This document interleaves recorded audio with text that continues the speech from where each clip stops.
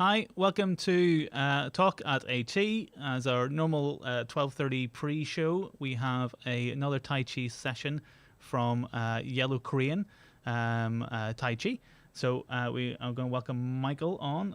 We recorded this the other day for them. So hopefully you enjoy this little Tai Chi session, and then we'll start the show at 1 o'clock. Today we're quite excited to be joined by Stephen Hackett on a pre-recorded interview, and then Dan Leith, artist and maker, and then the Edinburgh Fringe team, Shona and Kevin from their executive team.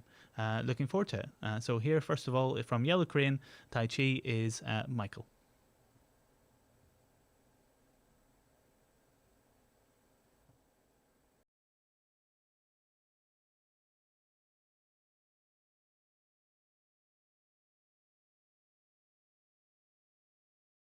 Hi, my name is Michael. We're going to go through some Qigong exercises, and we're going to take you through a quick warm-up and then get on with the exercise.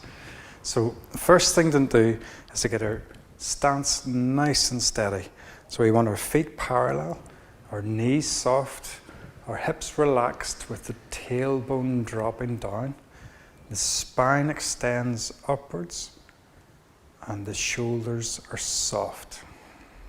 So we have a little gap under each armpit. So our hands are not by our sides but slightly out. We extend the neck slightly. We don't put the chin up. We extend the neck so the chin will come slightly in. So what we're trying to do is elongate the spine by dropping the tailbone and opening the vertebrae and raising the neck. That's your comfortable position to be in, and most exercises will return to that position and then we'll continue on. We're going to start with what we call the spinal wave. So we keep our posture, keep the feet parallel, the knees nice and soft, and we drop the hips down. We tuck the tailbone underneath and drop the head. Push from the feet upwards so that the belly comes out, the shoulders rise, and we come up. So we drop, tuck the pelvis, round the spine. So you make a C shape with the spine. Push the pelvis upwards so the belly comes out. So you make an S shape with the spine. And then raise the chest up and pull the chin in at the top. So roll down, tuck, roll up, and tuck the chin. So you're doing like an S shape, like a snake-like movement with the spine. So you're trying to roll the vertebrae from the base of the spine all the way up through the middle to the top of the spine. And just keep doing that.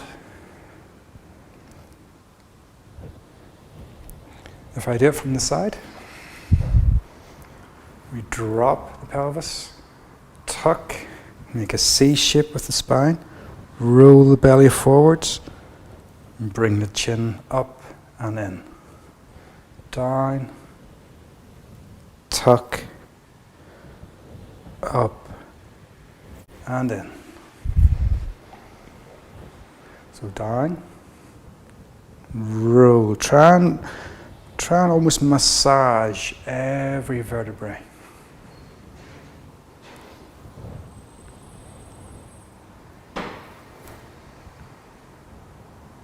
And try and get the action to be nice and smooth. So drop down. As you're dropping down, start to tuck. As you start to push up, the head falls down. Roll up, and the head rises. So the pelvis is slightly ahead of the head. So you drop the pelvis down, and as you start to tuck the pelvis, the head starts to drop. Push the pelvis up as the head keeps dropping. Because the pelvis is coming up, the wave comes all the way up to the top. So the wave starts here and rises up the spine.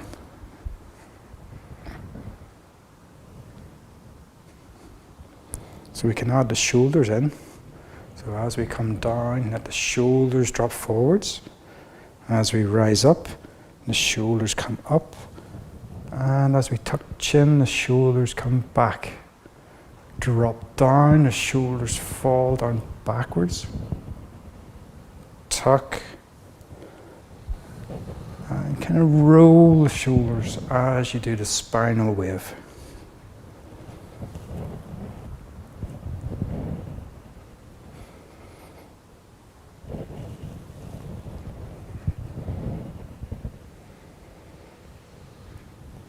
So if anybody sits down all day at a desk, this is a really good exercise just to awaken the spine. Start to stretch all the muscles, the tendons. Try and release the vertebrae. Try and focus on that point between the shoulder blades. There's always a bit in there that needs opened and stretched.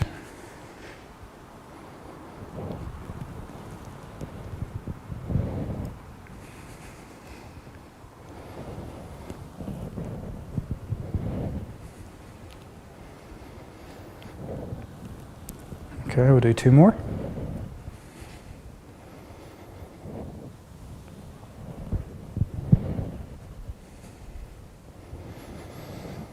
And relax back into your neutral position. Okay, then we're going to take the spine and start to stretch it in a slightly different way. So it's like you've got deep pockets down each side of the leg, and you're just going to reach down the leg and just let the spine bend. Don't go too far at first. Just go to the side and come up. Go to the other side. Just test how far you can go down. Don't go too far. And come back up. So you're looking to keep straight. Don't bend forwards or backwards. Go down at the side. Okay? So just drop the hand down the seam of your trousers. So roll down to each side. Slowly come back up. So trying to bend the spine. Trying to ease out each side of the spine. Open up and compress the spine.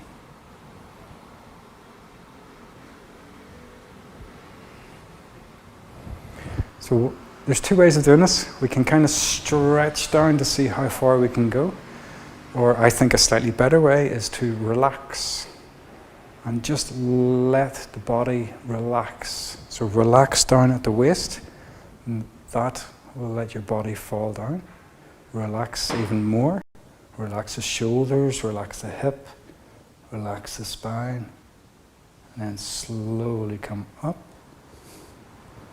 And down the other side, just try and relax around the hip, above the hip.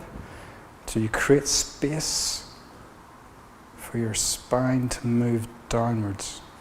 Keep relaxing, keep relaxing, keep relaxing.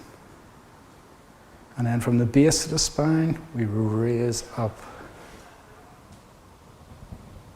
So try and work from the base of the spine all the way up. So relax the base of the spine. Relax the middle of the back, relax the upper back and the neck. Roll up. Relax the base of the spine, the middle, the upper and the neck.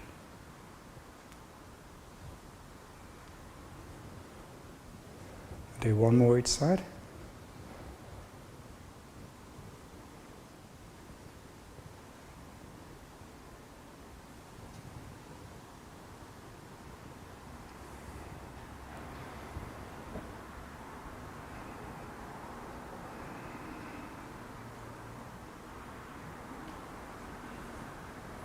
Okay, the next one, we're going to come forwards. And when we do, we let our arms hang off the shoulders, so we don't have to do anything with our arms. We want to keep the spine straight, and we want to look forwards as we bend down. The bend comes in the hips, So we're not trying to go to bend the spine here. We're trying to relax in the hips and if this was your hips, you want to let the spine come down like that. Okay? So if you take a little breath in, and as you breathe out, relax, bend in the hips, push the hips backwards, keep the spine straight, let the arms hang, and press the face forwards. So we come down. You don't have to go anywhere past horizontal. And then we come back up. Bring the arms up with you. And down. So breathe in. Bend at the hips. Push the face forward, keep spine straight. The legs straighten, they don't lock, but you push the pelvis back. So you should feel a good stretch down the backs of the legs, and you should feel your spine starting to open up. Try and feel like your spine is flat. And keep the spine straight as we pull ourselves up. Bring the arms up with the body, and then relax. So breathe in, breathe out.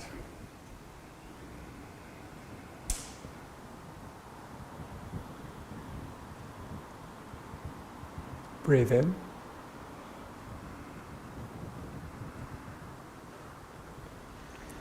And breathe out.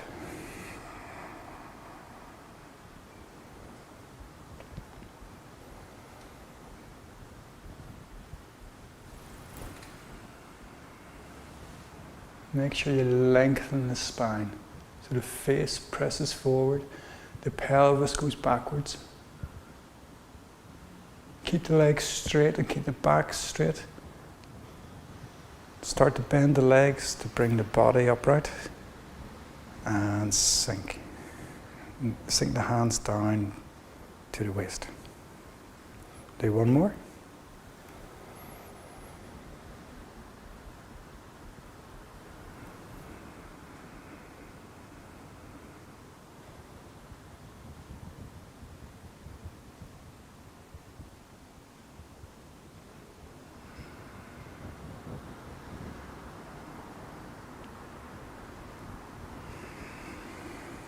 Good.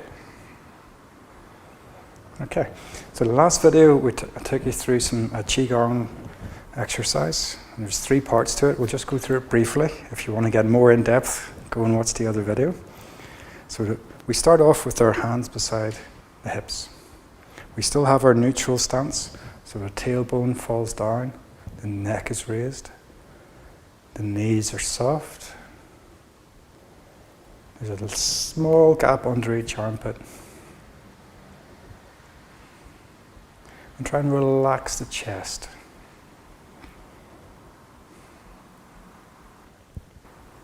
So when you're comfortable, raise the arms in front, the thumbs first. Come in towards the heart. Breathe.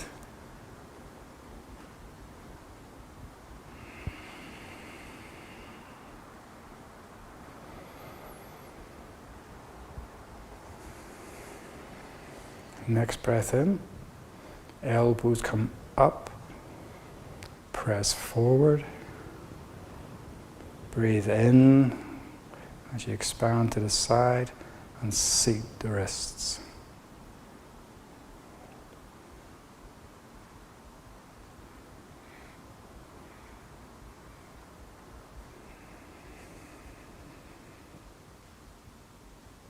So relax. Bring the hands forward, elbows out, the fingers come underneath the chin, turn the palms up and raise the heels as you do.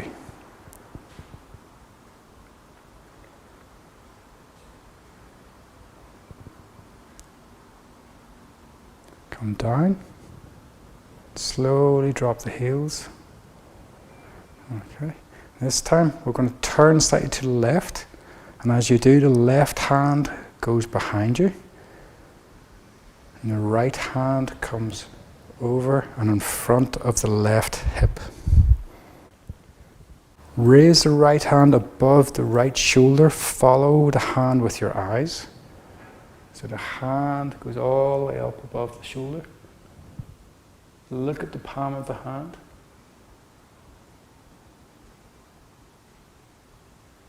And relax and come back to this position.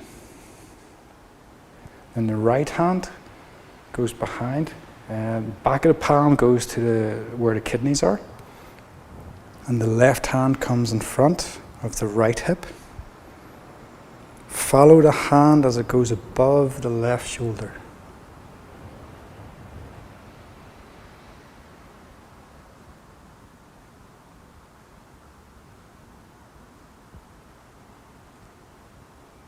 And relax and come down. So keep the left hand going down and the right hand comes over. Turn the body slightly down towards the left hip.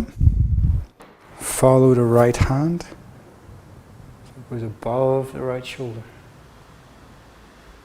You can extend this exercise by pulling the elbow backwards and twisting the body more, but make sure you keep the knees pointing forwards. So we don't want to twist the leg round, keep the stance, but open up the body. So the more you turn backwards, the more the front of the body will open.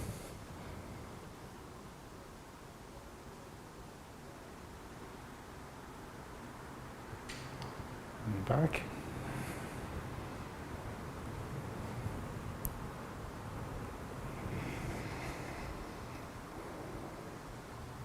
So left hand goes above the left shoulder.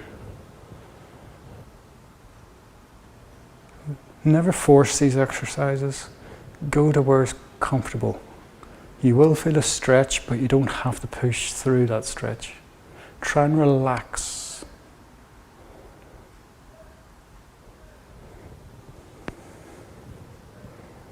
So this time we go right hand in front of the left hip. Right hand above the shoulder.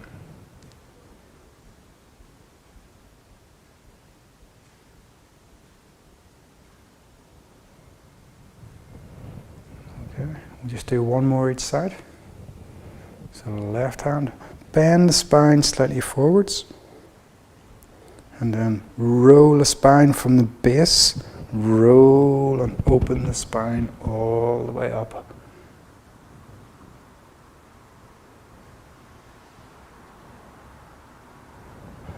And back to center. And arch the spine forwards. And from the base of the spine, rose up and out.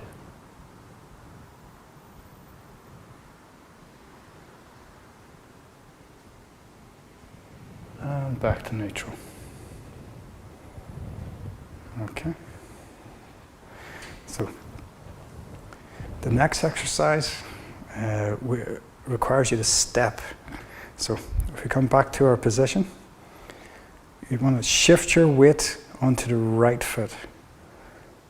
Place your left foot behind as your left hand goes backwards and your right hand comes forwards. So you're still on your right leg.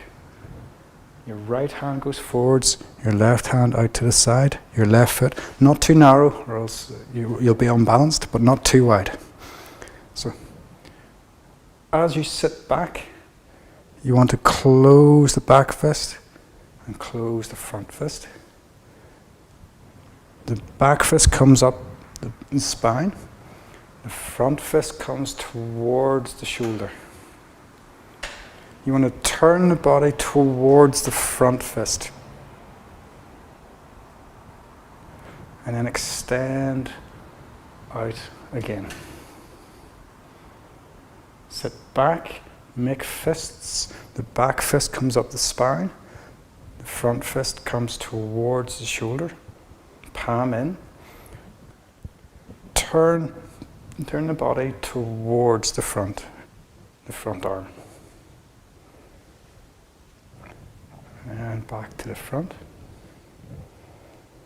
And pull everything in. Close everything in as you come back. You want to sit back on the back leg, keep the spine upright, and turn the body towards the right. And stretch forward. Pull everything in, turn the body to the right. And stretch forward. One more. Pull everything in. Twist and turn. And back. Bring the back foot up. Arms out to the side again. So now we step back with the right foot. The right hand comes back. Left hand comes forward. So we're going to do the opposite. So the right fist comes along the spine, up the back. The left fist, elbow comes down and the fist comes in towards the shoulder. And we turn the body, keeping upright. Don't bend or twist that way. We want to sit back so you're still straight, but turn the body to the side. Keep the spine straight and upright, but turn the body to the side. Come forwards. So all your weight's in the left leg. Shift your weight back to the right leg. Keep your knee over the toe and turn the body to the side.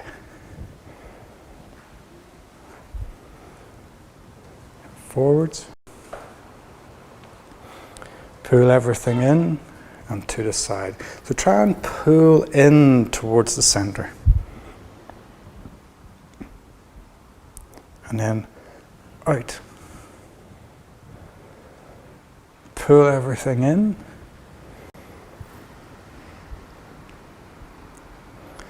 And then out. So your weight's on the left leg, so you can bring the right leg back to neutral stance. Next one, bring our hands forward. Keep our fingers pointing forwards as you bring the elbows out. So the fingers point forwards, elbows are out. We drop the elbows so that the palms face. We breathe in and expand out to shoulder width and press forward. As we press forward, we start to expand the fingers, stretch the hands, push back into the spine and push the hands forward. Relax. Bring the hands in, fingers stay pointing forward, elbows out, and drop the elbows down. We breathe in and breathe out as we push and expand. So really stretch everything. Relax. Fingers forward, elbows out, and drop the elbows. Again, so breathe in and expand. Breathe out, stretch, stretch, stretch, stretch, keep stretching. Stretch some more. Absolutely, get more and more and more each stretch. Stretch more each time. And then relax. Bring it in and down. Breathe in. Start to expand. Expand more. Push the spine backwards as your palm goes forward. Open everything. And then relax. And come back. Palms facing each other. Elbows down.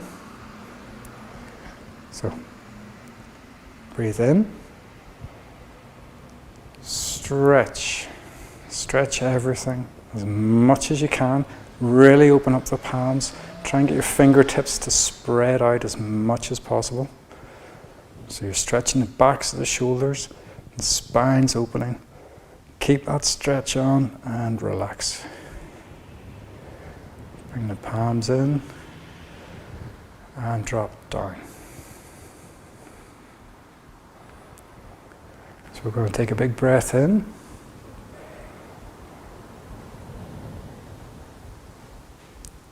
And out.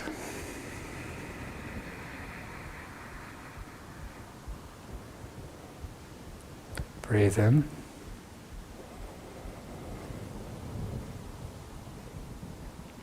And breathe out.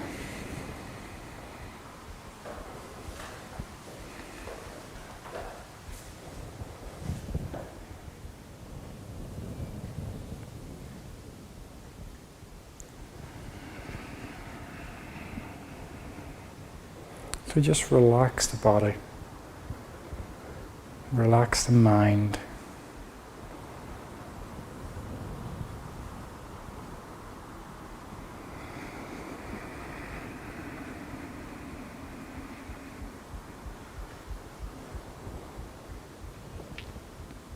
Try and slow the breathing down.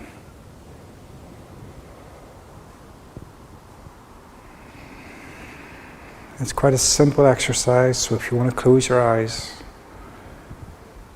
just feel what's going on in the body.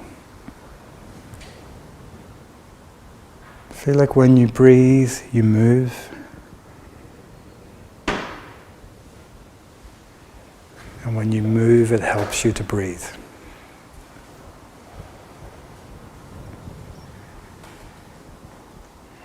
So relax the face. Relax the neck, the torso, the legs, and the feet.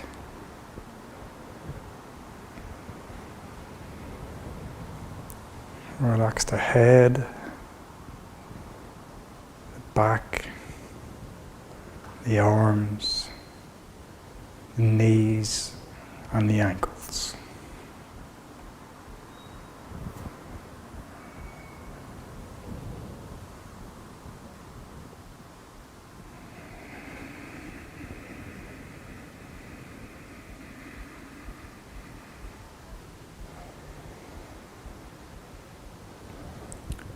Do one last one.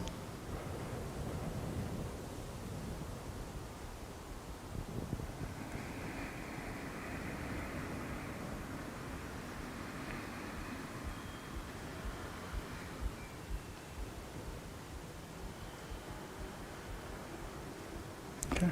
Thank you all very much. I hope you enjoyed that. I will see you next time.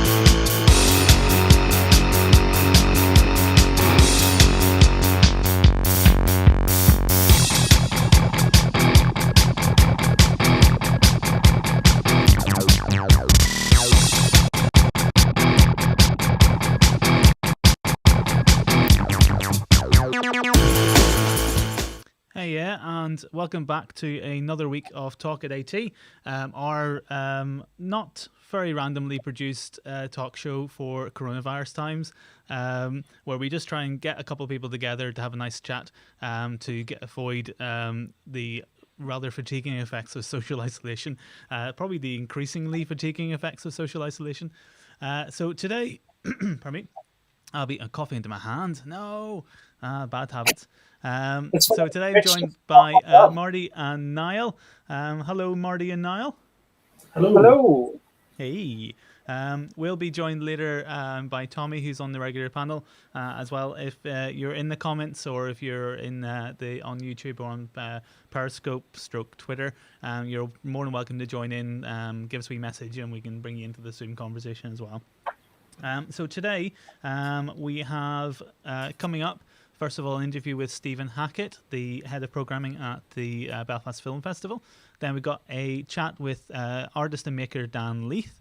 And then we've got the team from the Edinburgh Fringe, Shona and Kevin, coming in for a chat about what's happened to the Fringe, it's obviously been delayed, what that might mean for Northern Irish artists and artists in general. If you've got comments, questions, anything for the team, pop them into the different chats onto the different social channels. Links for the little social stuff is just on the little bottom corner, if I'm going to get my hand right this time. It's behind my computer, so I have to go over this side. Have we tag us with the Talk at AT hashtag, which is in now the top corner. Yeah, there we go. That works. So tag it with the hashtag or pop it into the comments on the actual video feeds themselves on YouTube and Facebook and Periscope. This is the second time we've gone live to Periscope, and I don't know why, but I decided to do that. But yeah, there we go. So Marty and Niall, welcome. Well, thank you for having us. Yeah. What is this, like a weird dinner party? Thank you for having us. You're part of the bloody production team. It's been weird. I haven't got my green screen. Yeah, sorry, Marty. Marty doesn't have his green screen. That's my fault. But I think he looks much better. I think you're almost reflecting your fantastic T-shirt in some ways as well. Yeah. Is that Darwin? I'm not even sure. I think it is actually. Yeah. Squirrel T-shirt. As always, the tune at the beginning of the show was from Marty's Song a Day for a Year project. We're going to have some more tunes from Marty later on, but his little kind of graphic is now on the bottom as well. And so please check him out on martybyrnemusic.co.uk and also his donation PayPal.me or paypal.me at sadfa, SADFAY. So please check him out. We'll be talking to Marty about his different tunes later on and what he's been doing this week in social isolation and so forth. How has everyone been? Good. I'm withering, Richard. You're withering or winning? I'm withering. I understand that we must all stay inside, but I am tired. I have played more Fallout 4 than any man has any right to play. It's a good game, though. It is a good game, but, I turn off the PS4 and the dystopian world is still there. Yeah, you walked into the office the other day and saw the Coke bottles that have built up in my office and almost had a flashback to Fallout 4. I immediately grabbed them all and put them in my satchel to scavenge later for precious glass. And Marty, what have you been up to? Have you been copiously playing too much Fallout 4? I actually, I'm feeling that thing as well. Like need to get out more. I went up to Cave Hill Forest yesterday. It was quite nice. I had my face mask on and stuff. It's starting to. I think the cracks are starting to show a bit with this isolation business. I don't know how much more of it we're going to take. Yeah, I'm certainly getting that sense from everyone. I mean, we did think ahead that this would happen, that people would get tired of everything, and as it got on, people might start breaking the quarantine and so forth. Certainly, if the next review period is the 7th of May, which feels quite a while away. So and if they extend it again, then it will be pretty much like we've spent spring indoors. Yeah, it's a scary thought. I mean, it's I suppose it's for the best and all that, and it's important to be safe and everything. But yeah, but it's crap. The song of Marty's song of the day in about a month is just going to be screaming, just crying. Screaming. Actually, that was part of the reason. Descends into madness. That was the reason I went up the mountain. I was trying to find somewhere isolated I could go up mountains and just scream for a few minutes into a microphone. Couldn't find anywhere quiet enough. Too many people about. You can't go more than 2 kilometers away from your house. So, and if everyone's going less than 2 kilometers away from their house, that's a nightmare for outdoor sound recordists everywhere. I'm gonna have to just put a box around my head or something, fill it with pillows, just screaming at that. That'll have to be. We can actually start to see some of your studio now. Have you got any tips for anyone doing audio recording from home? Which I'm pretty sure is 90% of the artists in the world right now are doing some form of home recording and audio. Have you got tips and tricks? Tips and tricks? I actually very nearly bought a synth this morning and I had to stop myself. I was like hovering over the button. I was like, oh, I can't really afford this, but I really, really want it. So I don't know.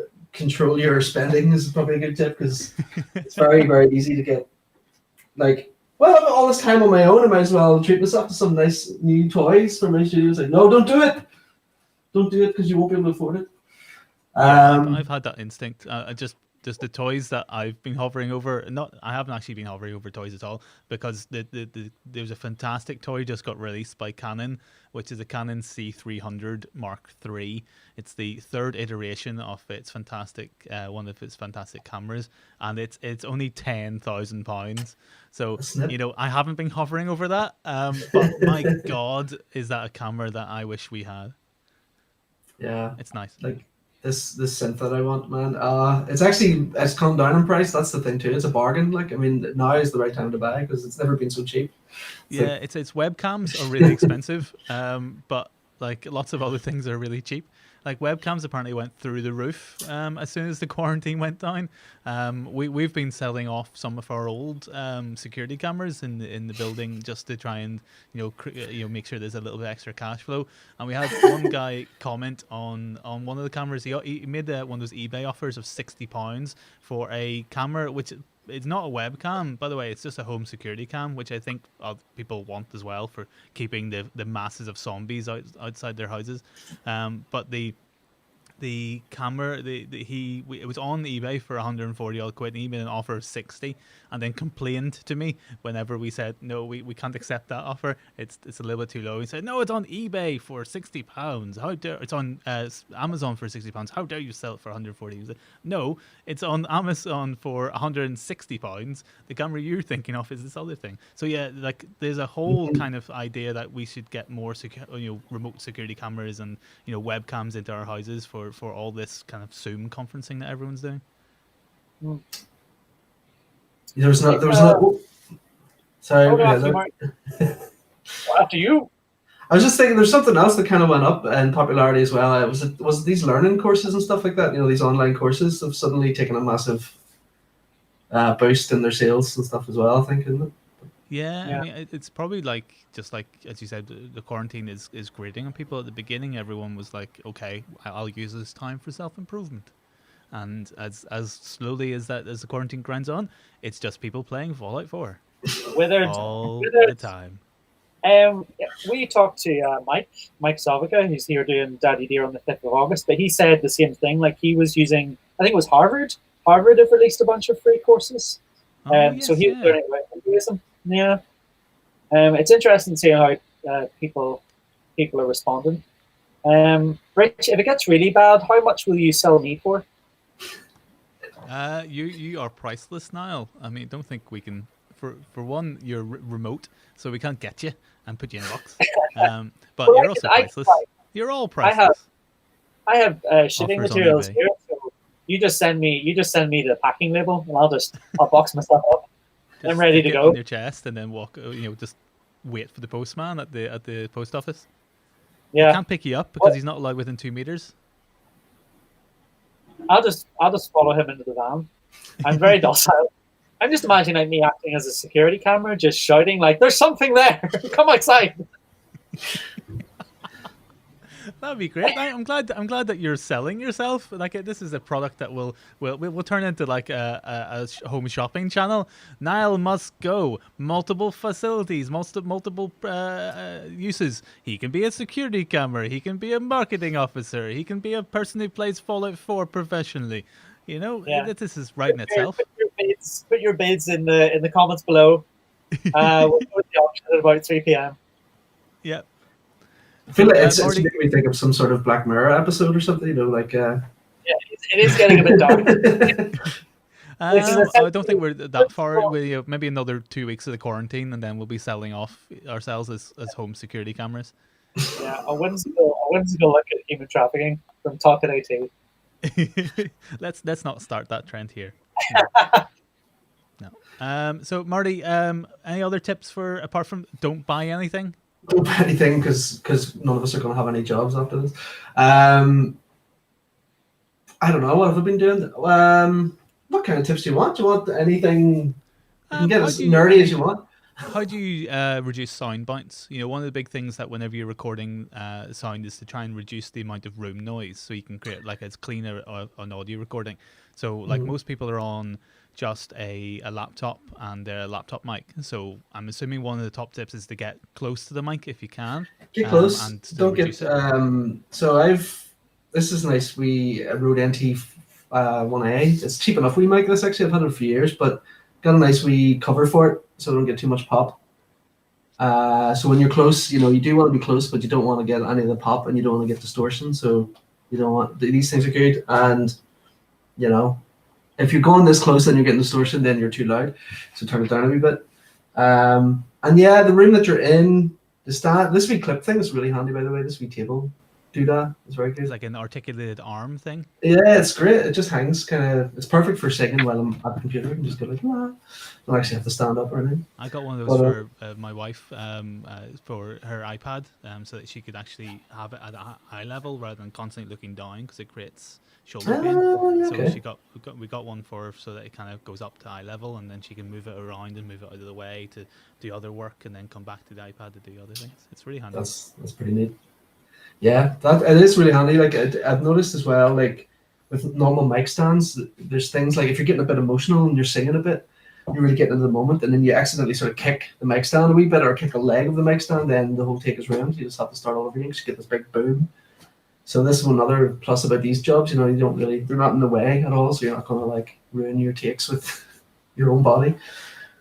We have a question from Devil Jam on YouTube, and he's just asking, have you seen RTX's new in beta audio filtering? It's like magic, using a real-time GAN to remove all non-human background noise. It's incredible. That probably meant a lot more to you guys than it did to me. I've heard of these GANs, yeah. Yeah, I mean more to Marty than me. We use I think Isotope as a program to remove a lot of background noise. It's a fantastic little program for pre-recorded videos rather than necessary for live. There's not much we can do for live because there's only so many different things we can do. So every so often you'll get a lot of traffic noise from my office as the different fire engines and ambulances travel past to get to City Hospital because we're located in Shaftesbury Square still. But Marty? Yeah, it is. It's kind of that thing of trying to limit it really more than being able to completely, you know, unless you're in a cube inside a room, you know, you can like put a room inside a room with several fake walls and all this kind of padding and stuff, which is quite expensive, obviously, in a big job. But other than that, you're just kind of having to fight with that thing of getting close to your source and, you know, eliminating as much background noise physically. You know, I have all these pad things in here that are great. They really, really do a great job of dampening the bounce off the walls and stuff, but you can still hear it a bit, you know, when there's still quite an echo in here, like quite a lot. Yeah, it's still a bit of roominess, yeah. But it does help. It really does make a big difference for vocal stuff and like guitars and recording things. I can get away with it, you know, but it's not ideal. You know, it's that kind of thing. You can buy these things as well. There's these kind of like reflector jobs that can kind of go around the mic a little bit. It's just like this kind of padded acoustic material stuff, but it's on a sort of curved stand.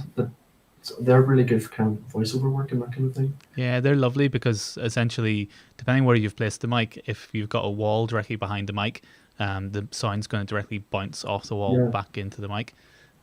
So having that kind of blanket around it just kind of deadens the sound again.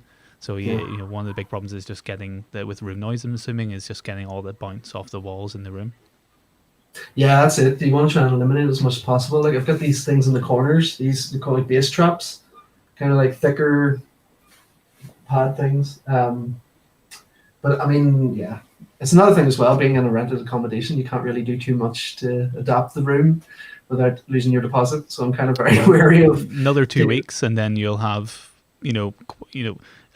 taken down walls and curved your room so the all the corners are gone, so all the dead spots are gone as well. How long until you start ripping down walls? It's another 2 weeks till we start selling Nile. So how many weeks does it take till you remodel your house? It's just going to be a padded cell next time you see me. It's just going to be me sitting here in a straitjacket just going, it sounds great. It sounds amazing. Right. Okay, we'll move on into the Stephen Hackett interview. So this is recorded a couple of days ago via Zoom, and Stephen's just talking to us about the Belfast Film Festival and what's been going on with them. Obviously, they had to postpone their festival as well. They've moved on online quite a lot, so they've been kind of spreading a lot of their kind of content out across in their different social platforms and so forth. So we're going to talk to Stephen now. Thanks, Marty, and I'll be back in a couple of minutes after the interview.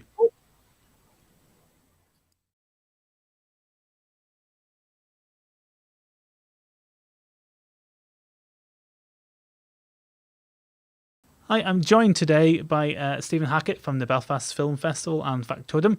Thank you much, Stephen, for joining me today in sort of studio. Yep, good to be here or there. Yes, indeed. So you are the programming manager at Belfast Film Festival, and you also do other things, as you kind of mentioned to us before we did the interview. Can you tell us a bit about what you do and kind of what your day-to-day is like? Well, in terms of the film festival, that's really, we as an organisation, we do film events throughout the year. The two main things we do are the Belfast Film Festival, which is a 9-day festival. We also do a 5-day festival called Docs Ireland. So those are the main pieces of activity, but on that we do special events and film screenings and outreach events, film related throughout the year, really. And kind of at the moment, the film festival kind of moved over into being more of a virtual festival, or it moved to doing a slow release of different kind of screenings and things. How has it changed from whenever the film festival was going to go main live to now changing into what is or what was kind of a more online event? Well, we've kind of, I suppose, like most groups, we've had to adapt to this, the situation. For us, we cancelled the festival, postponed the festival about a month before we were due to start. So we didn't have much time to kind of develop what we might do online. We're still in the process of trying to do that. Obviously, we want to do our main festival later in the year, if it's possible, November time perhaps. But regarding the online content, we've just been learning as we've gone along, really. We've been able to, because they're films, some of them are easy to kind of show online, platform online. We ran a short film competition online on the day we were due to do it during the festival. We did an online version of it. And that was quite successful. We had a lot of kind of viewers to watch that competition. Obviously, we can't show the main films or do the main events that we would have done because they were kind of, well, there's various rights issues with platforming that content online. And the events are obviously site specific to different locations in the city. So that sort of activity is just gone for the moment. Online, we've tried to set up kind of new content, which is mainly interviews with people, similar to what we're doing now, interviews with filmmakers, interviews with different people who work across the film sector. So that's really the sort of activity we're starting to develop over the next few weeks and months. We hope to kind of platform films that we've shown through the last 20 years. Irish independent cinema really is what we kind of want to focus on providing a player for, similar to like the BFI player or the iPlayer, a sort of portal where people can watch content. I mean, that's a very difficult thing to kind of move to quite quickly. Has this been something you've been prepping for a while, or do you think that just something you've been able to start to move to quite quickly? Yeah, to be honest, we kind of, when we had to postpone the festival, we kind of, like I say, we probably had a month or so to consider what we might do in the interim over the coming months. So yeah, it's kind of a learning experience for us. I mean, we're in the business of showing films, documentaries and so forth. So we kind of had a bit of understanding of online platforms for content, you know, so, but what we're using is a very basic model at the minute, which we hope to develop over time, you know. Where do you kind of see it going? Is this something that you think you'll introduce, you know, every year now, or is this something that you think just for the kind of the lockdown kind of period? With the amount of effort you're putting into it, it sounds like it's something you want to invest in over a longer term.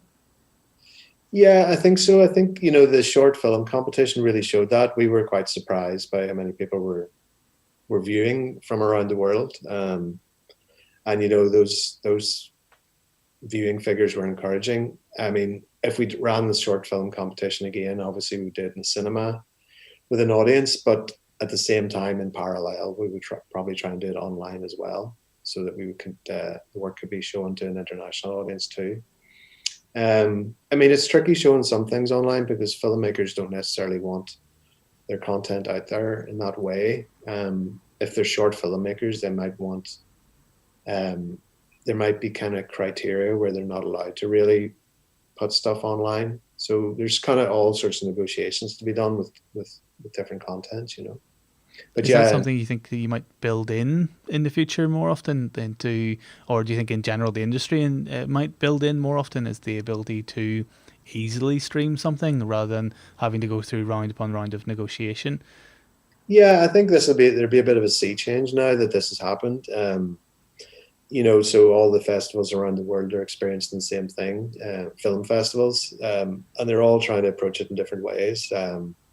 Ann Arbor Film Festival in the States, they kind of streamed all their content on the days that they were meant to do it originally. So that obviously they couldn't do the festival in physical spaces, but they did stream it online. And you know, that was probably easier because they're experimental films or independent films, whereas, you know, I don't know how bigger film distributors will approach this in future. You know, they might be reticent about their content being delivered online. A lot of people want to tour their films around festivals before they put it online or release it on DVD or whatever. So the films that we would show are kind of festival films, and they do a tour, as it were, of different places before they get a general release. So it's hard to know how the distributors will approach it, really. I think a lot of the festivals are already looking at how they do these things online in terms of public Q&As, industry events, you know, in terms of like marketplace events and discussions around distribution and financing. You know, these things can obviously develop online, and I think a lot of festivals are starting to develop these strategies, you know. No, it's brilliant. It's certainly an interesting time because you've got actual cinemas closed as well, and almost starting to, with some films at least, release those online only, and then you've got the likes of Netflix and Disney Plus kind of starting to have their own releases and things like that, and they've obviously been rising in influence for a very long time. You know, is that how do you think the industry is going to kind of respond to this? Not just the lockdown, but the idea that maybe online is as good a platform or a good place to premiere nearly as much as it is. Do you think there's any kind of learning kind of coming out from it, the larger industry? Well, yeah, I think we've been going down this road for a while now in terms of Netflix kind of owning the rights to films, and I think it was Cannes and Cannes Film Festival and Netflix, who had a kind of a run-in a few years ago, which kind of created this scenario now where a lot of distributors are kind of just looking at online without the hassle of festival or, general releases in cinemas. Some people are trying to bypass that, especially Netflix, I suppose. I mean, you get the odd exception with a film like Roma, or I think it was The Irishman, where they kind of were given a kind of limited cinema release, a kind of almost tokenistic cinema release before they kind of were put on Netflix, So it's hard to know how that'll pan out. I don't think I can't imagine, European and international film distributors wanting to go exclusively online. I don't think that'll happen, but I think it'll chip away at it gradually. I think, I mean, people have been concerned for a few years that on cinema figures would start to go down, because of things like Netflix. But over the last few years, it's actually gone up, which I mean, I think people still enjoy going to the cinema at the end of the day. No, so I mean, certainly so the within market's what we do, the idea of the live experience is still has primacy. I mean, it's still the most important thing, and I think, I haven't gone to the cinema less because of other kind of streaming things. Is there, I mean, the role of the festival within that, the idea of the shows that are touring different vessels, and if that, would you think, does that put you under threat if more things move online, or does that just give you a different place within the ecosystem?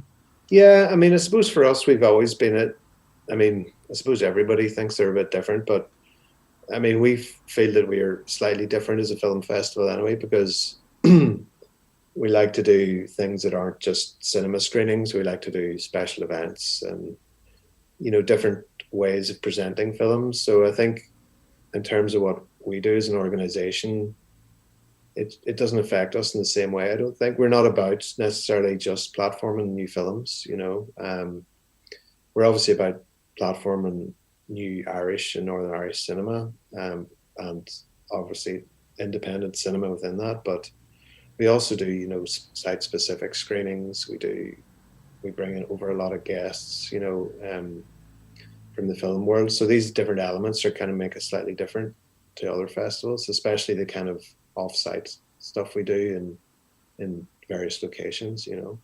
Yeah, so you can take advantage of the kind of the online ecosystem as it kind of changes, but your in-person and live events are still very much unique to you.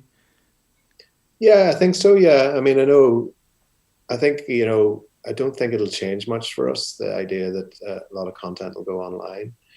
I mean, it's like back to what we were saying earlier, a lot of people, people still want to go to the cinema, and, even if a film is on Netflix, it doesn't mean they wouldn't necessarily go to the cinema to see it as well, or instead of, in fact, there would be a preference to go and see stuff in the cinema. So what does the next kind of couple months look like for yourselves? Well, we're doing a lot of online sort of interviews with different people, which we're doing pre-records of.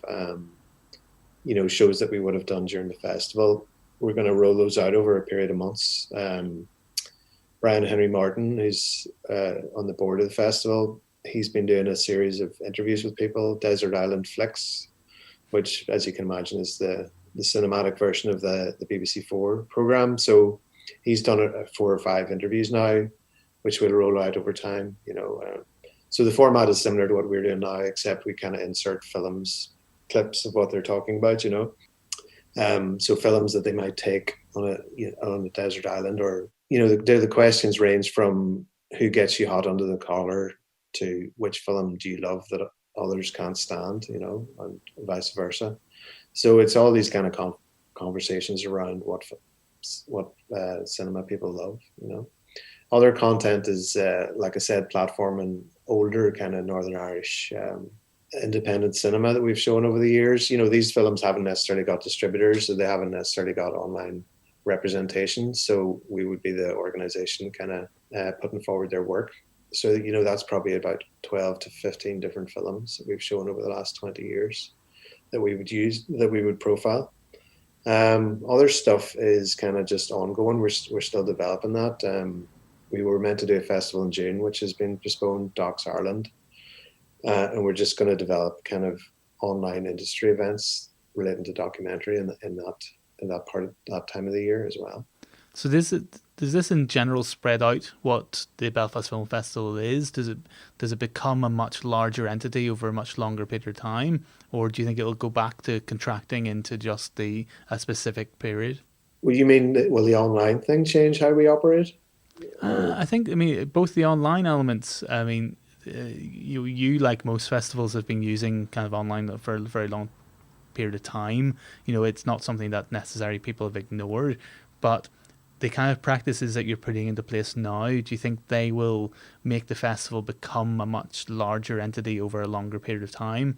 The likes of the Imagine Festival did, 3 specific days, which was a contracted version of what they would normally do. But at the same time, they're seeing a lot more viewership over a longer period of time of what they put out over that period. Does the idea of a festival start to become more about what its interactions with its audience over a very longer period, or is it still more about going back to being a specific weekly or 1 week or one weekend kind of thing? Yeah, no, I think we will change. I think we've learned a lot learned a lot over the last few weeks. Obviously, the short film competition changed our minds about a lot of things, but above and beyond that, it's kind of interesting how you might approach this kind of online content and how interesting you can make it. So I think that's the real challenge of it, how to make it interesting. But yeah, I think we'll get back to what we do, what we know, and what we do normally once things get back to normal. But we want to learn now through these next few months about how to use these kind of platforms for disseminating work. Brilliant. Is there any kind of favorite things that you missed out on this year that you kind of really looking forward to maybe coming back next year? You mean in the festival that we postponed? Both the festival and maybe more widely, anything that you missed out on in general life that you're looking forward to return of? No, I'm enjoying this. I'm enjoying this kind of hermit experience. No, no, I'm looking forward to things getting back to the way they were. But I think it changes a lot of things for everyone. So I'm looking forward to going to the city. You probably see a lot. You probably see an absolute ton more than anyone else. Yeah, I'm sick of cinema, to be honest. No, I don't know. I mean, I think there's a lot of stuff that we were going to show that hopefully we'll get to show later in the year. So yeah, looking forward to November, hopefully, when we can run the festival again. Is that the case though? It is just in changing time zone. It will still be this year. Yeah, nobody really knows how this thing's going to play out, but we've provisionally put in dates for late November to run a sort of smaller version of the festival. Obviously, because of budget reasons, we can't deliver this what we were originally planning to deliver, so it'll be a sort of reduced version of that. Brilliant. No, it's fantastic to see that it's everything you've been talking about. The idea that the live experience is still key. It'll be coming back even in November. It's kind of weird to think of 2020 being almost a year that gets written off now. That it's COVID year, whereas it's nice to think that some of normality will still keep going and come back. Yeah, I think so. I mean, eventually it will do, and I mean, I think people in the arts, it's very difficult, obviously, but I think, and one of the things that might happen going forward is that kind of limiting on how many people can attend events and so forth. This was already talked about before the lockdown, where you had cinemas in Italy, where you had social distancing in cinemas in Italy before things got really serious there.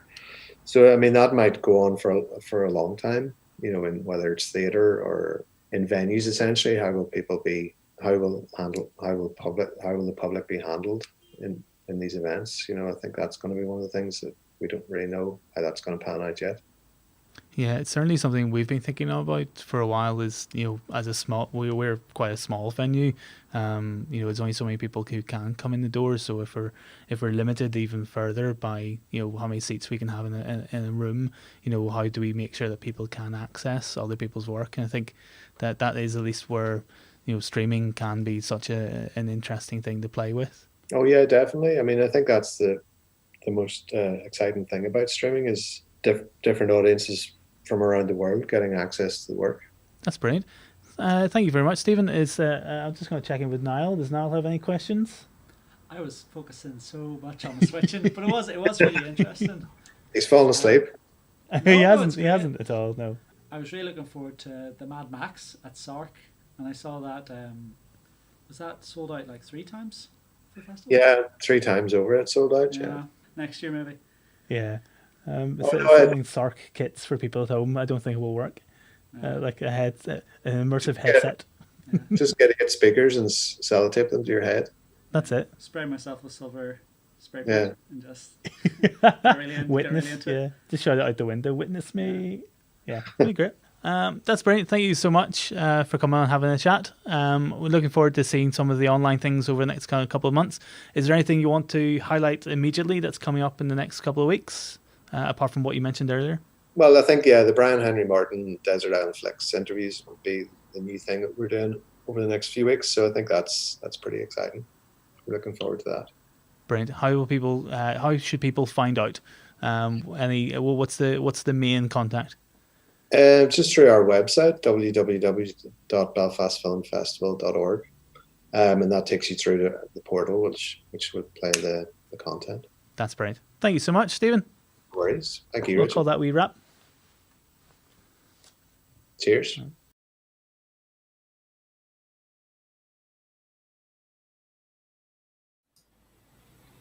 And thanks very much to Stephen for coming on Zoom for a chat. Now we're joined with the full panel of lads. So we've got, again, Marty and Niall above me and Tommy beside me, and then in the big box, Dan. Hi, Dan. Can you hear us all okay? Yes, I can hear you now. Yeah, perfect. Yep. Everyone else speak at the same time and see if Dan can hear you as well. Hello, Dan. Yes, beautiful. I was hoping you'd go into a full song there, Marty. I thought this was going to be, you would have prepared something a cappella style. You've done a barbershop quartet thing there. Yeah. If only, that level of synchronicity over Zoom and things is really not possible, is it? Yeah. So Dan, thanks for joining us on Talk at AT, this random kind of TV show that we started for no particular reason other than we're all lonely and trapped in different houses. Exactly. We need things to do. Thanks for having me on. Yeah. No, thank you. So in the first episode, you sent this rabbit reviews in a onesie. I'm going to stick up the graphic because I just mangled the title. But reviews in a rabbit onesie. And we've got another one in the second episode today. So what's going on? In general, what's going on? Why am I doing this? Well, what came up with the idea? Where did the idea come from to take a onesie, which I'm pretty sure is like a costume from like a Fast and Loose that Accidental did a couple of years ago, yes. And then review films dressed in a onesie with a large dolphin behind you, stuffed dolphin? Well, first of all, I don't want you to be specious. He's a shark. Oh, shark. Sorry. That's very important. But I guess, I don't know. I started reviewing films. I would do a thing called Dantober every October where I would try to watch 31 horror movies I hadn't seen before. And then I do comedy reviews. And that started as a personal thing just because I love horror movies. And I thought, let's try and do this. And then over the years, it's grown kind of a fan base and stuff. And then I decided that I would review in the same sort of style movies that weren't horror movies for self-isolation and people being at home. Because let's face it, we've got a lot of time to fill now, and our TV is one of our closest friends now. So I decided to do that. And then when I heard you guys were doing this TV show as well, I'd been toying with the idea of doing a video version, because why not? Everyone is moving to media now to create in these present times. So I decided I would do that, and I sat for a while and I was trying to think of an idea. And it was because I had the rabbit onesie, which was used in a Fast and Loose production, which is affiliated with yourselves. I went, why don't I do reviews in that rabbit onesie? And, obviously alliteration is my friend there as well. Reviews in a rabbit onesie. and just the absurdist nature of that, it was just better than me talking at a camera. I needed something, and the rabbit onesie was just that perfect thing. Brilliant. It's a fantastic rabbit onesie. Like I remember when we first got it, and it was it's a hilarious little onesie, and you make fantastic use of it. Yeah, we've had one episode. We've got the second episode. What's coming up today in the second episode that will play directly after this interview, and then it'll also be available on Instagram and YouTube and Facebook later on today. Brilliant.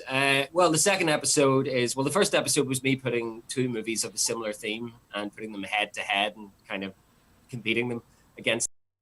And the first episode was to do with school and coming of age. The second one is to do with rabbits, because I thought, it's bound to happen eventually if I keep doing this, so I may as well get rabbits out of the way. It makes sense. So what rabbits are involved in this specific one?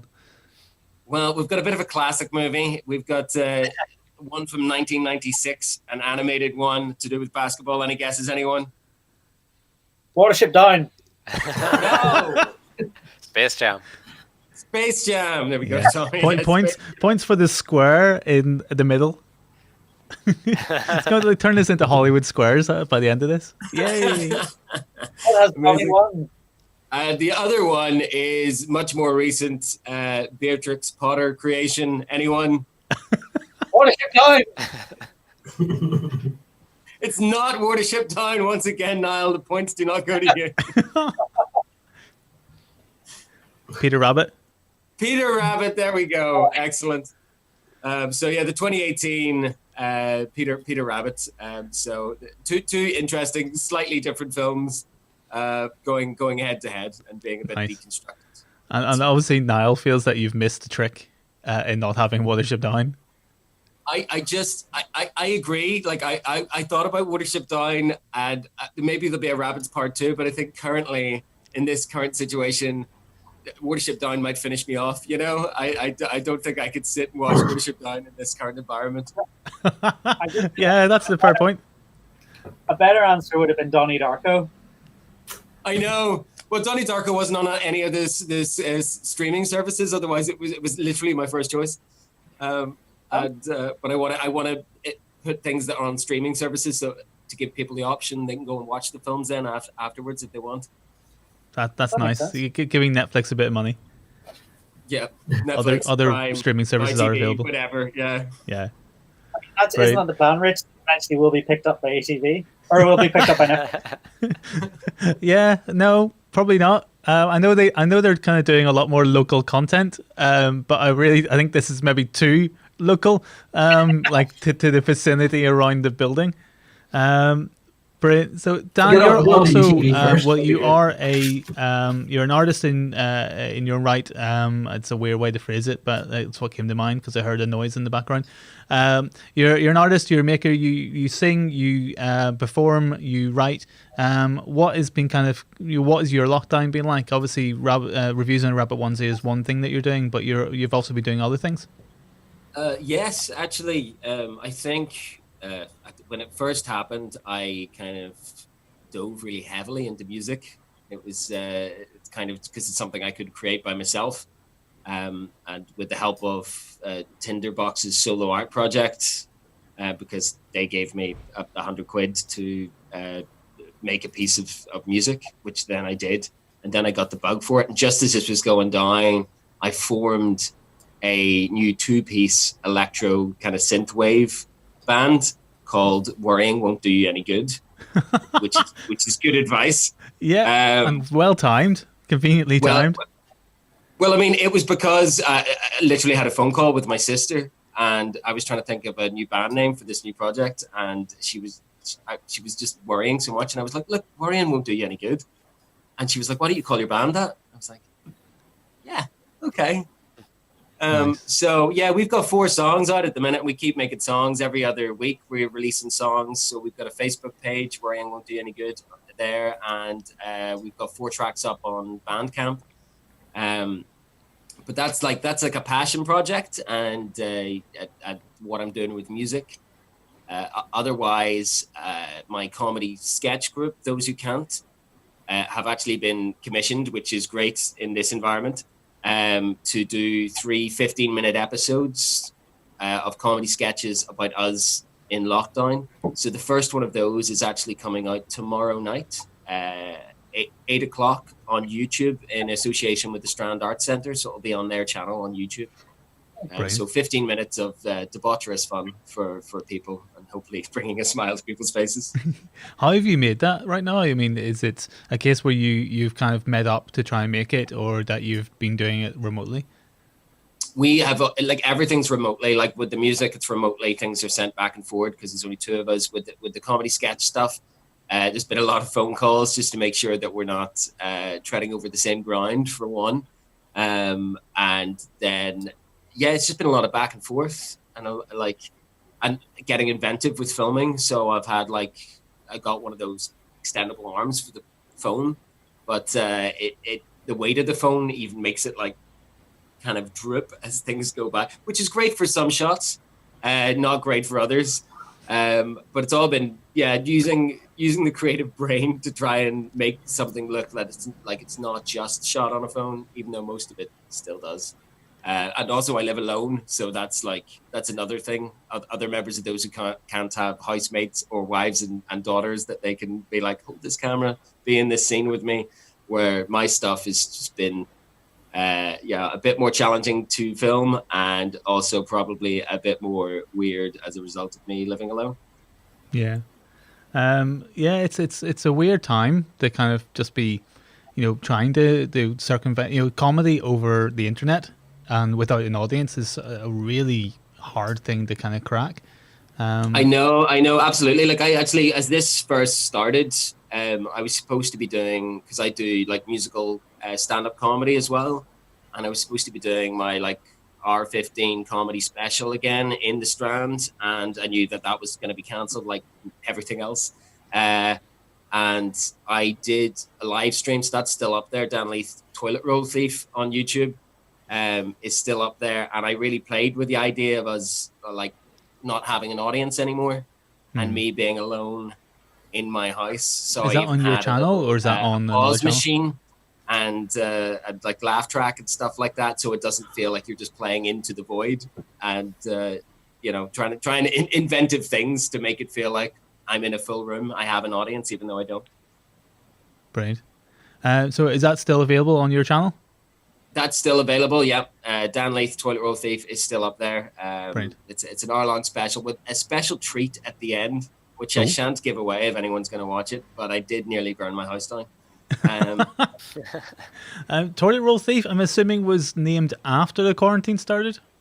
Or after the... Yes. Yeah. Yes. Well, my show that was supposed to go on was Dan Leith Balloon Thief, and I thought, well, I can't do the same show because I can't do... There's parts of audience interaction, but I still have audience interaction in it.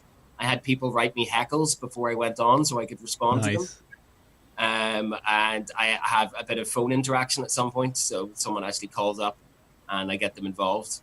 But I knew it wasn't going to be the same show, and of course the whole toilet roll thing was happening, so I was just Dan Leith, Toilet Roll Thief. Made sense. Brilliant. Have you got anything planned for when the quarantine ends in kind of 2021? I'm going to hug a whole bunch of people. I might just wander into people's houses and just touch them. Start a whole pandemic again? Yeah, exactly. I mean, a dandemic at that point. But nice. I know. But I don't really know. I'm not really thinking that far ahead, to be honest, guys, because things still this pushes on, and things are still getting cancelled, and I have more work. I was told more work that I was supposed to be doing isn't happening now yesterday, and it's still happening. So it'll be interesting to see when things get back to normal, if I'm back on the road touring shows or whatever again. That obviously would be amazing, but I'm not going to count the chickens before they hatch, and I'm just trying to keep upbeat, keep creative, and keep making work to make other people happy in the meantime. That's all I can do. I mean, that's one of the I mean, we've talked about it before in last week's episode with the Bread and Butter Fund, which they did another post today that they've I think sent out another 50 of their Bread and Butter grants to people, which is fantastic. How is financially? How are you getting on? With that amount of work cancelled, just so people are aware. What is it like? I suppose more emotionally rather than going through your bank statement. Emotionally for you. I'm not gonna lie. When this all started kicking off, like I was just unbelievably screwed, kind of like financially or whatever. But there's also a kind of sick relief or whatever that you just go, oh well, it's totally out of my hands. There's nothing I can do, and either like the government is gonna have to give me some money or something, or there's nothing I can do. They can hardly take my house from me or whatever when it's literally out of my hands. So I kind of learned to relax, and once again, worrying won't do you any good. Yeah. But thankfully, since then, I've been getting little bits and pieces of like getting this commission for those who can't, doing our comedy sketches and stuff like that through is amazing. I think I'm also going to be doing a remote concert outside a care home in East Belfast next week.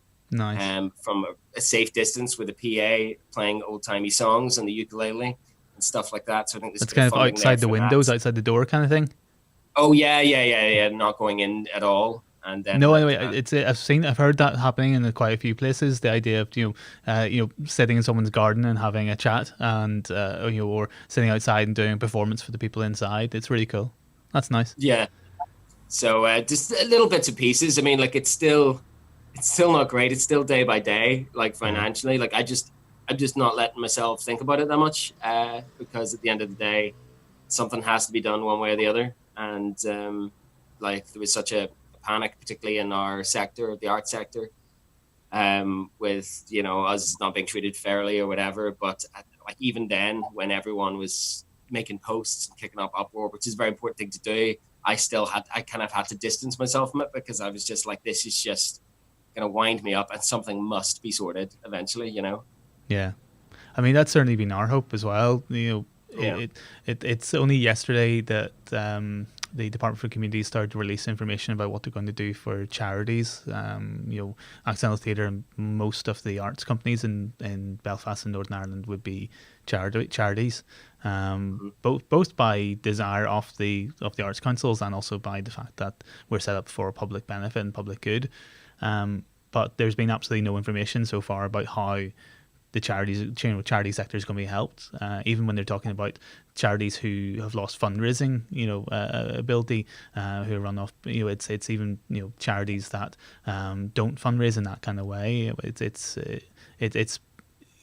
hope is being there that something's going to come down the line, but when there's silence, it's very stressful. Yeah, it's stressful and it's alarming. I mean, like even I only got word about like universal credit the other week there, it's just like, thankfully I am getting something, still not enough to do what I need to do, but it's something, and I think the important thing is that we do push on and we do make sure that we are making ourselves heard, but also not completely spiraling and ruining our own mental health over it at the same time. Yeah, because it's exactly as you said. It's exactly as your new two-piece. Worrying will it won't do anything. It will just cause more stress, and certainly I would agree with you on that. Other heads, have you got any questions for Dan? I was wondering. Thanks for School Days, Dan. I really enjoyed it. I was just wondering if you watch the movies, and is the show, is it kind of like an extemporaneous response to the movies, or do you take some time to think about it before you kind of deliver your verdict? I don't know. It's weird. I don't think School Days wasn't planned because I literally made up the first episode kind of as I went along, because I happened to see those two movies that were on a similar theme, and I was just like, why not put them head to head? And I think with the first episode, I'd watched the movies maybe 4 days before making it. Whereas with the second episode, the rabbits one, I was kind of then looking for a theme, and I I saw that Space Jam was like number 5 on like Netflix, and it was just like, geez, I've seen Really? that movie since I was a kid. Really, it's number 5. Number 5 in the UK. Everyone is using Isolation well. Wow. Is that? I wonder, is that because like the Chicago Bulls documentary started coming out, and like, or is it just because people really had a fancy for an incredibly old film about bunnies and basketball? I don't know. All I know is that it was certainly what was missing from my life at that particular time. I enjoyed it a surprising amount. But then literally I watched Space Jam and I was like, okay, what other movies have rabbits in them? And I immediately went to Donnie Darko and it wasn't there. And then Watership's Down and I was like, I'm not doing that to myself. And then I saw like Peter Rabbit. I was like, well, I haven't seen that. I may as well give it a go. So yeah, I kind of make notes while I'm watching it, and then just I film just about maybe like 14 minutes of me talking at a camera, one take, and just edit it all together. If I've made a funny joke, if I haven't made a funny joke, I'll cut that bit out. It's smooth enough, I think. Was Jojo Rabbit ever a contender? It was, but once again, like it wasn't on any of the streaming services yet or anything like that. And I didn't want to be like, for people who are home and are poor and stuff like that, I kind of wanted to make it at the minute, like, oh, we can turn on our Netflix and we can watch this. Brilliant. Nobody saw Who's Framed Roger Rabbit? Has nobody mentioned it? Who's Framed Roger Rabbit wasn't on there either, Marty, and it was $11.99 to buy. Some sort of conspiracy against rabbit movies here. They're trying to hide them all. I know, but there'll be a Rabbits Part 2. There has to be, $11.99 though for Who Framed Roger Rabbit. That feels a bit much. That's insane. It's like 30 years old now, isn't it? Oh yeah, easily. That's brilliant. Okay, we're going to move on and we're going to watch the second episode of Reviews in a Rabbit Onesie. Thank you so much, Dan, for joining us. No problem. Thanks for having me, and keep safe and sane, everyone. Thank you. Nice to meet you. You too.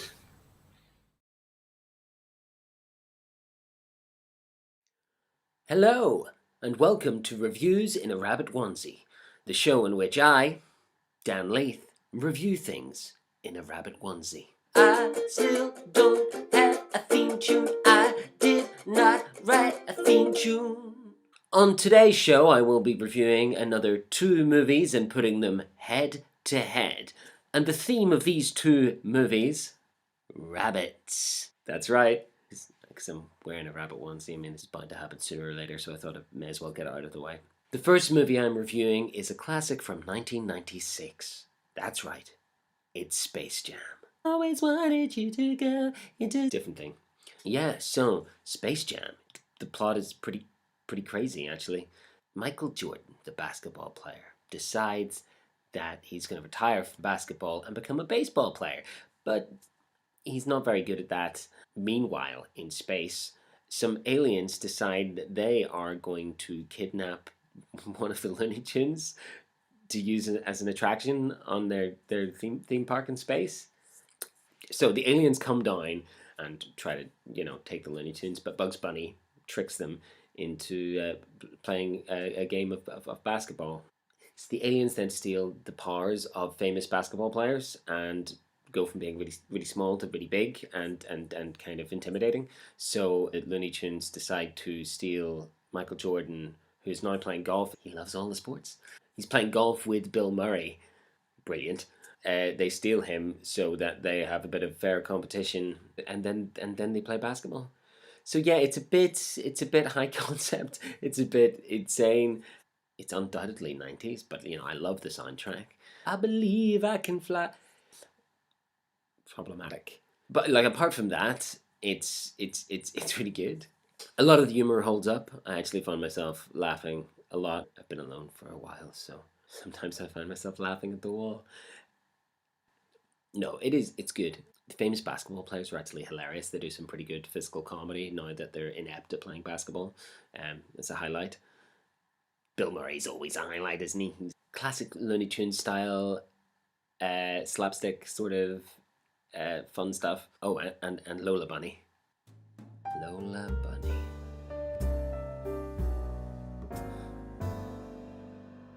Oh, Lola. It probably started a very strange fetish within me as a young boy that is still there today. Don't think about it. I mean, there's some pretty awkward acting from Michael Jordan against cartoon characters, and it must be a hard thing to do because you're acting against nothing.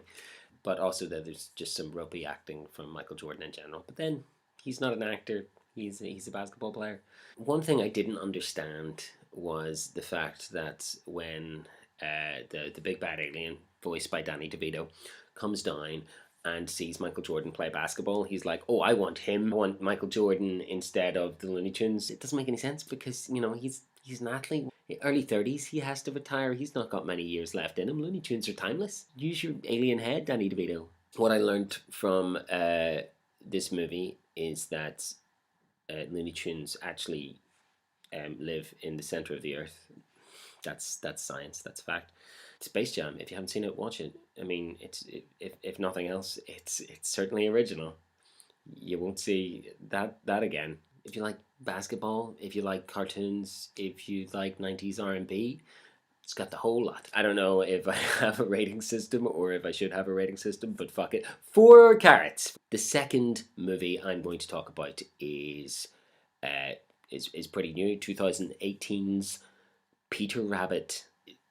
In my personal opinion, I think that James Corden has a face for voiceover and the personality too. I was actually concerned about watching it because I'm not a fan. But amazingly, CGIing an adorable rabbit face there can make even the most obnoxious man seem quite likable for a while. It kind of derails. I enjoyed this movie at the start. It was weird. It started with some singing birds. Who doesn't like singing birds? You have a badger posing as a lazy Susan. I enjoyed that. Gorgeous bits of illustration, animation in it, which kind of makes you wish the entire film was done like that. Oh, it's a bit dark. I mean, Sam Neill is there. Sam Neill's accent, he plays the farmer McGregor, and I know, like, he killed Peter Rabbit's parents, which is a no-no. He dies pretty early on in the film. Then it focuses on Domhnall Gleeson coming in as a young McGregor, and Peter Rabbit and his friends they just torture him. They just get really sadistic, putting traps in his head, trying to electrocute him. It was almost like I was watching Gremlins, except I knew I wasn't because I always have a really good time when I watch Gremlins. I guess we're supposed to be on Peter Rabbit's side, but like he's just such an obnoxious little. It gets all a bit sadistic and weird, and luckily the movie steers in that direction. Now, guys, can't we all get along or whatever? But at this point, it's completely lost me. What is McGregor doing other than protecting his land and his property? It's definitely wrong to eat a thief, but to shoot one that comes and tries to take your stuff. I'm getting off topic. This shouldn't be included. What I learned from this movie is that some rabbits are just terrible. It's awful. This is a scene where a deer literally gets caught in headlights. Rabbits are with him and try to coax him from the headlights, but then don't rabbits get caught in headlights as well? I don't understand. Deer, what is it? Deer in headlights, rabbit in headlights? Is it both? Why does it work on one and not the other? I mean, these are the big questions that this movie poses. Also, the soundtrack. There's a couple of good tunes in there, but for the most part, the soundtrack of this film is terrible. There is a place for the 90s one-hit wonder by Len, Steal My Sunshine. If you steal my sunshine. And it's just not in a movie made in 2018 for children who have never heard of it. Is the film worth watching? I mean, there's worse ways you can spend your time, but really, it's got more problems than it does solutions. 2 carrots. Thank you for watching the Rabbit special episode of Reviews in a Rabbit Onesie. I've been Dan Leith, and if you want me to review something else, then let me know. Keep safe, keep sane, eat a carrot. I don't know. Finn. Thank you very much to Dan for his reviews in a rabbit onesie. Dan is available on Dan Leith Music on Facebook, and also his PayPal donation channel is paypal.me/Dan Leith. So please have a bit of a gift to Dan if you can, and support him. His Rabbit Onesie review will be up on YouTube and Instagram and so on and so forth later on tonight if you want to watch it again. Otherwise, you can just scroll back in this incredibly long live stream. So we're going to welcome in now the team from the Edinburgh Fringe Festival. So I'm going to welcome in, just do a bit of switching as all of our heads move around. Shauna at the top and Kevin just underneath. Thank you very, very much for joining us. You're welcome. Thank you. There you Pleasure go. to be here, Richard, even virtually. Yes, thank you very much. I'm going to make sure that everyone can hear each other first and foremost. Can Niall, Marty and Tommy, can you hear Shona and Kevin? Yeah. Hey, there we go. There you go. And you can hear them okay as well, Shona and Kevin? There you go. Might as well do the double checks and so forth. Thank you again. Yeah, so much for joining us. So if anyone has any questions or comments or anything for the Edinburgh Fringe team, please just pop them through in the comments, or you can use the hashtag #TalkAT. And Niall, who is our marketing officer, will be having a look at all those little things. Let's all point at Niall in the little box. But Niall will kind of script the different channels for any kind of questions anyone has. It can be quite open. I'm pretty sure you guys are quite open to anything, any kind of questions, or is there things that you want to specifically hear from people? I guess we can't make any assumptions about what people know or what people don't know, Richard. So we're here with open hearts and open heads and ready to answer whatever's thrown at us. And if things get thrown at us that we can't answer, we'll be honest about that as well. Brilliant. Thank you so much. So yes, pop them into the comments on Facebook and YouTube if you have anything that wants to be asked, any kind of burning questions or just other thoughts that come up. So obviously this is, if I'm right in remembering, this is the first time the Edinburgh Fringe has not gone ahead. Am I right? Since its beginning, that's a pretty momentous thing to happen. Quite obviously, it was a correct thing, at least from my opinion. Even just from the fact that we don't know what's going to happen. Also artists can't be making things right now in preparation for a launch in August. So I kind of wanted to get an idea of what was it like kind of facing that decision. The Edinburgh Fringe is a national, it's practically like a Great Dame or Knight level in the kind of the culture of the UK and Ireland. So what was it like facing that kind of decision as a team? Kevin, do you want me to kick off? Yeah, go ahead.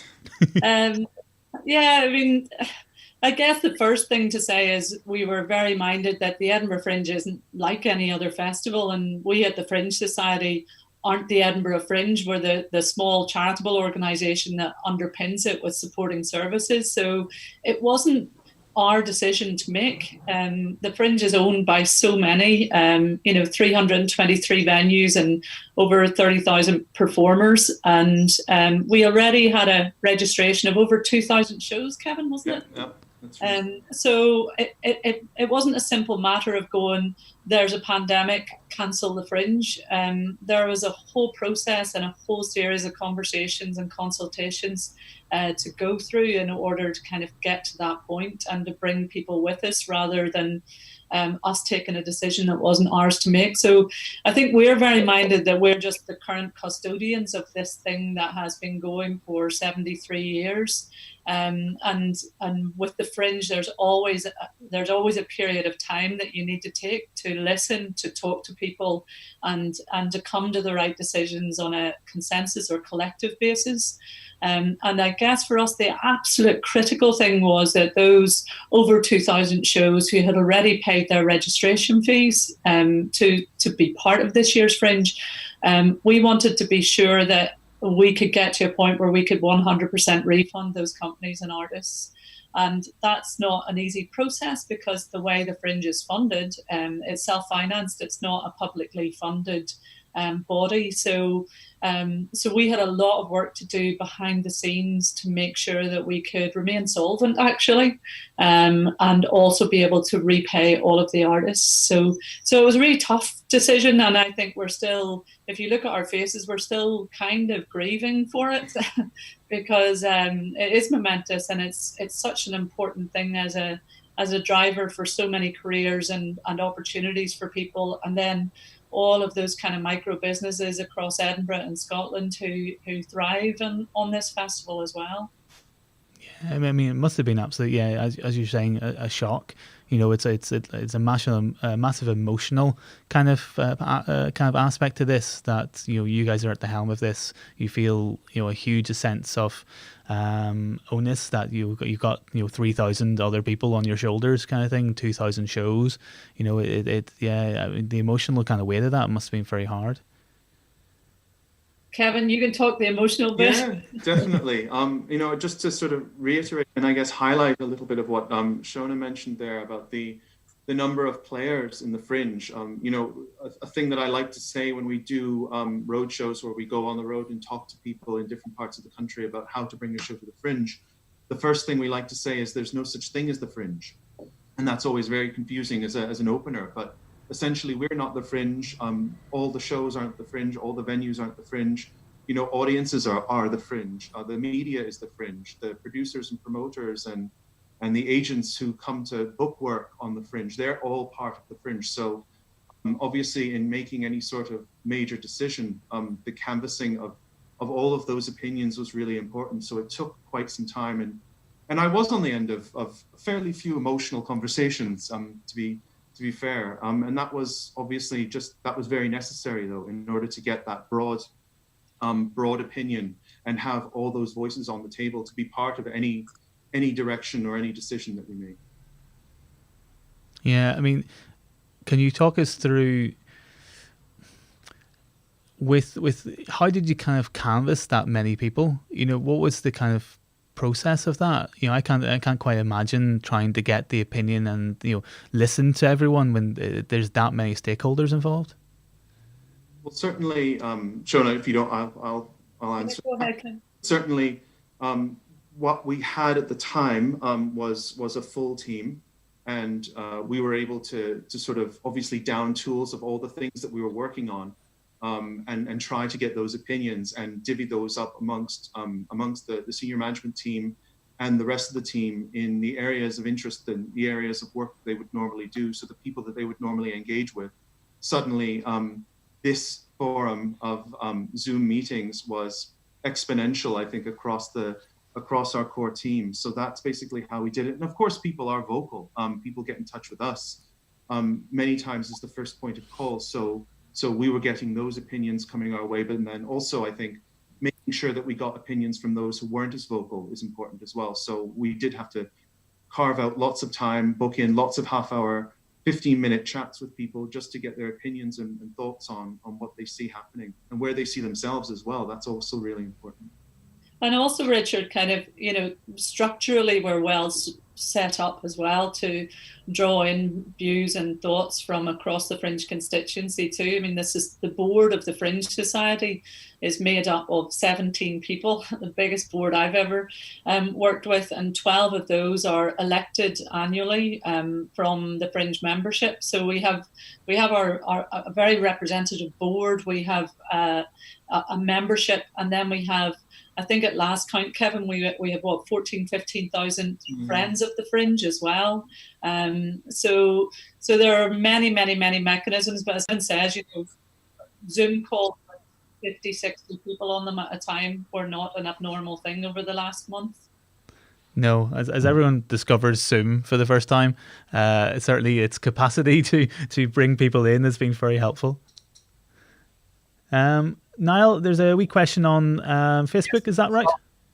Yes, it's for Shona. Shona, what do you think, this is from Fionnuala Kennedy, what do you think of the response to COVID from Creative Scotland? I think Creative Scotland have, I think they were very quick off the mark to allow existing cultural organisations who are regularly funded by Creative Scotland, I think they were very quick to say, look, all bets are off. You can repurpose your money towards core costs. And I think that was a very healthy position to take at a very early stage, because people were quite literally, and still are, as you will know, worried about their survival. Worried about how they were going to pay their mortgage the next day or pay their bills. So I think that decision very, very quickly to say, we are not going to hold you to account for project funding or for your regular funding. You can repurpose that towards your core costs. I think that has been a lifeline to so many organisations. Then the next step of taking their open project funds and actually repurposing that to be able to support those kind of more freelance artists and individuals who are very exposed in this scenario because they don't have the regular income. And then the lobbying voice they've had within Scottish Government as well, I think, has been really strong to say it's not just good enough to carve up the existing pie to look after everybody. There actually has to be new investment and new income in order to allow people to survive the madness of this, because it's not something any of us have ever seen or experienced before. So I think they've been pretty effective, actually, both in the speed of the decisions they made straight away to help people, and then in that very strong lobbying and advocacy role that they have played since to get more money released into the cultural sector, which, as you know, is always at the bottom of the pile when it comes to a crisis. So has that been? I mean, is that one of the things that's been most helpful to you, or very helpful to you? As you highlighted, the amount of refunds that have to be given in a very short space of time. Most organisations, I've seen, some responses where people, some organisations have said we can't refund.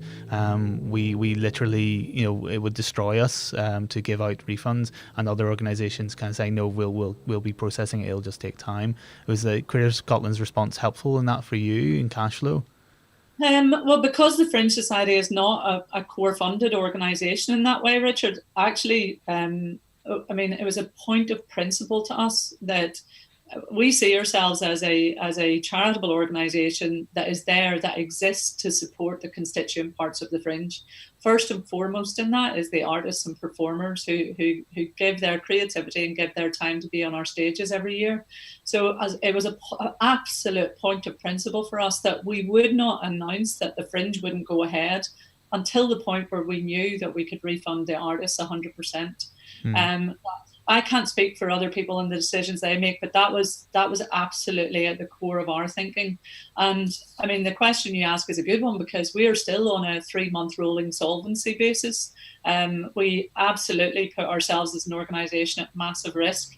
75% of our team are furloughed at the minute. It's the only reason we still have them is because the government job retention scheme kicked in so quickly. So we are still very much in survival mode. We don't know that we know at this stage that we can survive until October. We don't know what life looks like beyond that. So, but I can say in a very positive way that we are getting a hugely empathetic ear from Scottish Government and from the City of Edinburgh Council, because everybody understands the global reputation that the Fringe brings to the city, the role it plays as a driver for the creative economy, and the role that it plays in terms of economic impact for those businesses across the city. So that is well documented, and I think we've had a very positive hearing so far. So yeah. But I have no crystal ball. I don't know what the future brings. No, it's quite shocking to hear that you're not a core funded organisation within Creative for Creative Scotland. That's quite unusual. Well, to me, that would be quite unusual because of the status of the Edinburgh Fringe. That you are kind of put at risk by not being a core funded organisation. Is that something that might change now with the amount of people kind of rallying behind you? That the government might be able to give you more stability? Do you think? Well, you're touching a subject close to my heart now, Richard. I mean, to be honest, I think this has really highlighted that that the whole drive that government has taken with the cultural sector over the last 20, 30 years to be more business-like, to be more economically viable, to be more commercial in your approach and your businesses, and yet whenever you do, and you, like us, then you become almost 100% reliant on that commercial activity. So, the Fringe Society is funded essentially through registration fees and the commission on ticket sales, and then small amounts of sponsorship, but those are restricted for very specific delivery things. So, and then in a pandemic situation, the very thing that has been your success makes you 100% exposed and vulnerable in this situation. So going forward, you're bang on the money. You have tapped into what my strategy is going to be straight away. That is, this is not a resilient model. A resilient model is a much more mixed economy where there is some level of baseline support of public subsidy. And actually that would allow us to take less out of the wider ecosystem then. Possibly not have to take a commission on ticket fees in future, possibly be able to reduce registration fees for artists. That, to me, that's the direction of travel I would be wanting to take it in the future. But it's all to be fought for at the minute because so many people are in difficult situations and the public purse will only go so far. Yeah, I mean, do you think there's a way to kind of push that forward? I mean, I would certainly agree that would be amazing if we could, collectively bargain in a way to say this model has failed us, as I think across the economy, many of the financial models that lots of businesses were under are very clearly have been kind of teetering like a house of cards for a long time. Are you kind of allowed to say how you think we might go forward and kind of lobby together? I mean, I'd be happy to be part of a rallying cry that shifts us away from that real kind of shove towards commercialism, and accepts that culture and the arts and creativity are such a massive part of our existence as human beings, our social fabric, our cultural fabric, and our economic fabric, that they should be better resourced from the get-go, and better underwritten by public sector investment. Kevin, whenever you were talking to some of the artists in conversation in the consultation, what were people saying about yes, the difficulty of the Fringe not going ahead, but the kind of the wider kind of ecosystem without the Fringe? What was some of the, I'm not going to describe maybe as pushback, but what were some of the concerns? I think the time that I was talking to artists was a very crucial time. So I don't think that they were thinking that far ahead at that point. I think they were very much focused on the immediate task of, I need X amount of money very quickly. I've seen a lot of my work for the foreseeable, year dry up in front of me. So I'm talking about artists who don't have a day job. I'm talking about artists who this is their job. Or their day job's gone as well because everything's closed. Yeah. So I don't think that they were thinking that far ahead, to be honest. So I can't really answer that question because it wasn't a question we were asking at the time. But really more, what do you see happening?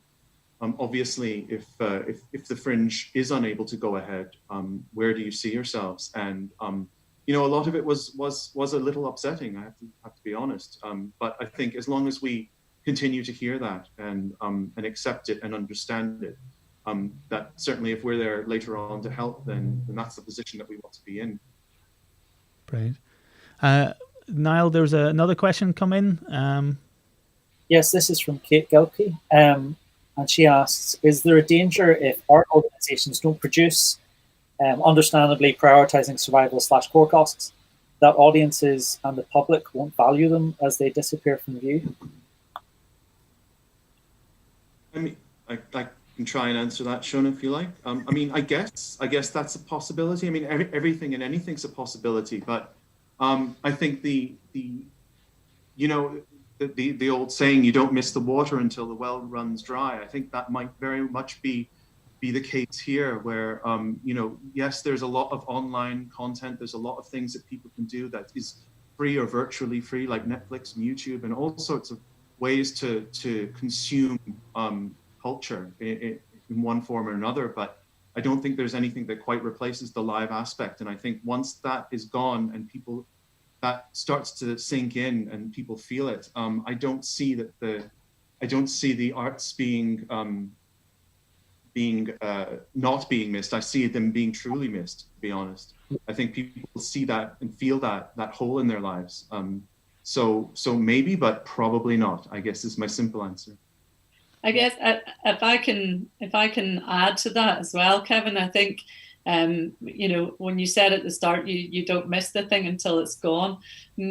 Normally on a day-to-day basis, and I don't think I'm giving away any secrets, Kevin, but everybody's got an opinion about the Fringe, and it's not always positive. So we get lots of kind of voices and opinions year round about, the Fringe is this and the Fringe is that, and why don't you do this and why don't you do that? And it was really kind of at the moment where that public announcement went out that it couldn't happen this year, that we have felt this kind of absolute outpouring of love.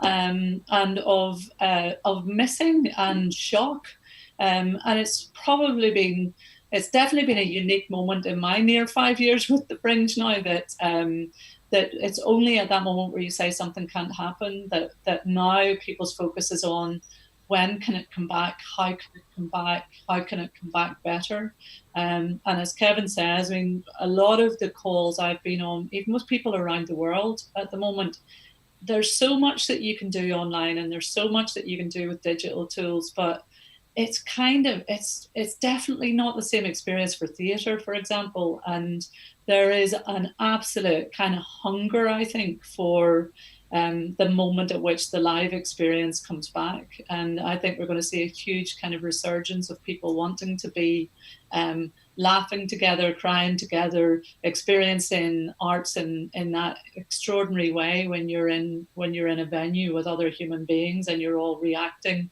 to the emotional connection that an artist is making with you from stage. At the moment, lots of festivals have obviously considered going digital. What are you discussing that? Are you planning for that? Is that something that you can't announce because you're still discussing it? What are you thinking about in the kind of the gap that will be August that was the Fringe? What do you think anything might pop in there? Kevin, should we do a synchronized eye roll?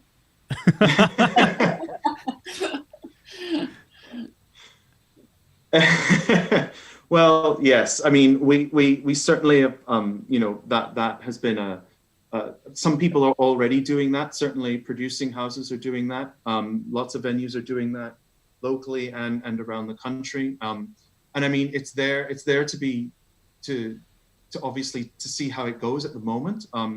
But again, I don't know fully, like there are so many options at the moment. I think it's difficult for us to say yay or nay on that, and to make any sort of firm commitment, really. I don't know, Shona, if you have anything more to add to that, but I find it's difficult we've literally had, I would say probably close to about 80 approaches from different people, all offering similar sorts of platforms, all taking certain amounts of a cut from certain things, and all varying models. And obviously the Fringe is, the Fringe itself is in the way the venues operate, the way shows operate. There's varying models in there, and there's a big misconception that online is free for people as well. And I think that's a hurdle that's really difficult to get over. And I wouldn't want to see artists put into that position as well. So I think it's something that we really, really have to enter the arena with lots of knowledge on before we could jump into anything. Yeah, and I think you're exactly right, Kevin. I would call it, we're in a conversational process about all of that at the moment. And I guess, again, the unique nature of the Fringe and the Fringe Society, in that neither Kevin or I are involved in curating or programming or selecting work for the Fringe. So it's not within our gift to decide that it should go virtual or that it should go online, but we're here to support those venues and companies who've already decided to go into that space. And from some of those, we've heard that it has worked as a short-term fix and a short-term call to action and a short-term method for raising donations or funds towards some of those venues who are very vulnerable. But I don't know that any of them see it as a long-term solution. And certainly for us, we'd only ever want to be able to kind of go into that arena if there was a way that it could be done fairly, and where artists were getting properly remunerated for their work. And that's where it always kind of seems to unravel for me, how to monetize that so that artists actually get paid for the work that they're doing. But it's an ongoing conversation, and there's definitely aspects of what we do. So for example, the support that we give to the arts industry, every year we have around 1,400 programmers and curators who come from around the world to select work for their own venues or their own festivals from the Fringe. And we can absolutely see how we can use the digital platform to still connect those global promoters to work that's shown on the Fringe. So it'll be more specific areas like that we'll put our energies and efforts into, where we genuinely feel that the digital space adds value to companies and to their work. But the rest of it is an ongoing conversation at the minute. And as Kevin says, we wouldn't dive into something unless we really understood it and really understood how it was going to make sense and add value in a Fringe context. Yeah, as you say, it's not going to replace the feeling of being live in a room. So there's certainly questions over whether it needs to be, go online, other than, as you've mentioned, companies using it as a survival mode or a chance to somehow recoup some income through donations or through video on demand. I'm kind of wondering whether, because everything's shut down, we have been sort of forced to look at online in a more serious way than maybe before it was considered. Do you think the fact that there isn't, I'm kind of getting at that, does it create the space to have a conversation about what online can be? Because the possibilities of the reach of it are obviously huge. The idea that the Edinburgh Fringe is a UK festival where acts from across the world can come in and build an audience. And the idea that actually you could, as an artist from Scunthorpe or from Belfast or from anywhere, you can come up and do a show at the Fringe and then go to the Soho or go to the Traverse. So you can be picked up. The idea that an online element could expand that idea of an artist's audience to global proportions. It's interesting. Wondering is the gap of the festival and the other kind of live moments at the moment allows that conversation to breathe a bit, maybe. I think you're exactly right, Richard, and that's the moment we're taking. A real moment to breathe with it. We've had, I'm sure, 20 conversations with different broadcasters and different platforms already. So we're building a picture of what might work, but we're not there yet. There's a lot more conversations to be had. Kevin, it might be useful for you to talk about the Fringe Cast example of something that has really worked for us. Yeah, definitely. So earlier on, I touched on the work that me and my team do to talk about how to bring a show to the Fringe, and we sort of broached our way into that online live world using technology that we'd never had before, and starting new ways of engaging with people, and obviously the environmental aspect of that was a huge sort of driver to allow us to reach more people without having to travel and obviously do detriment to the environment while trying to do that.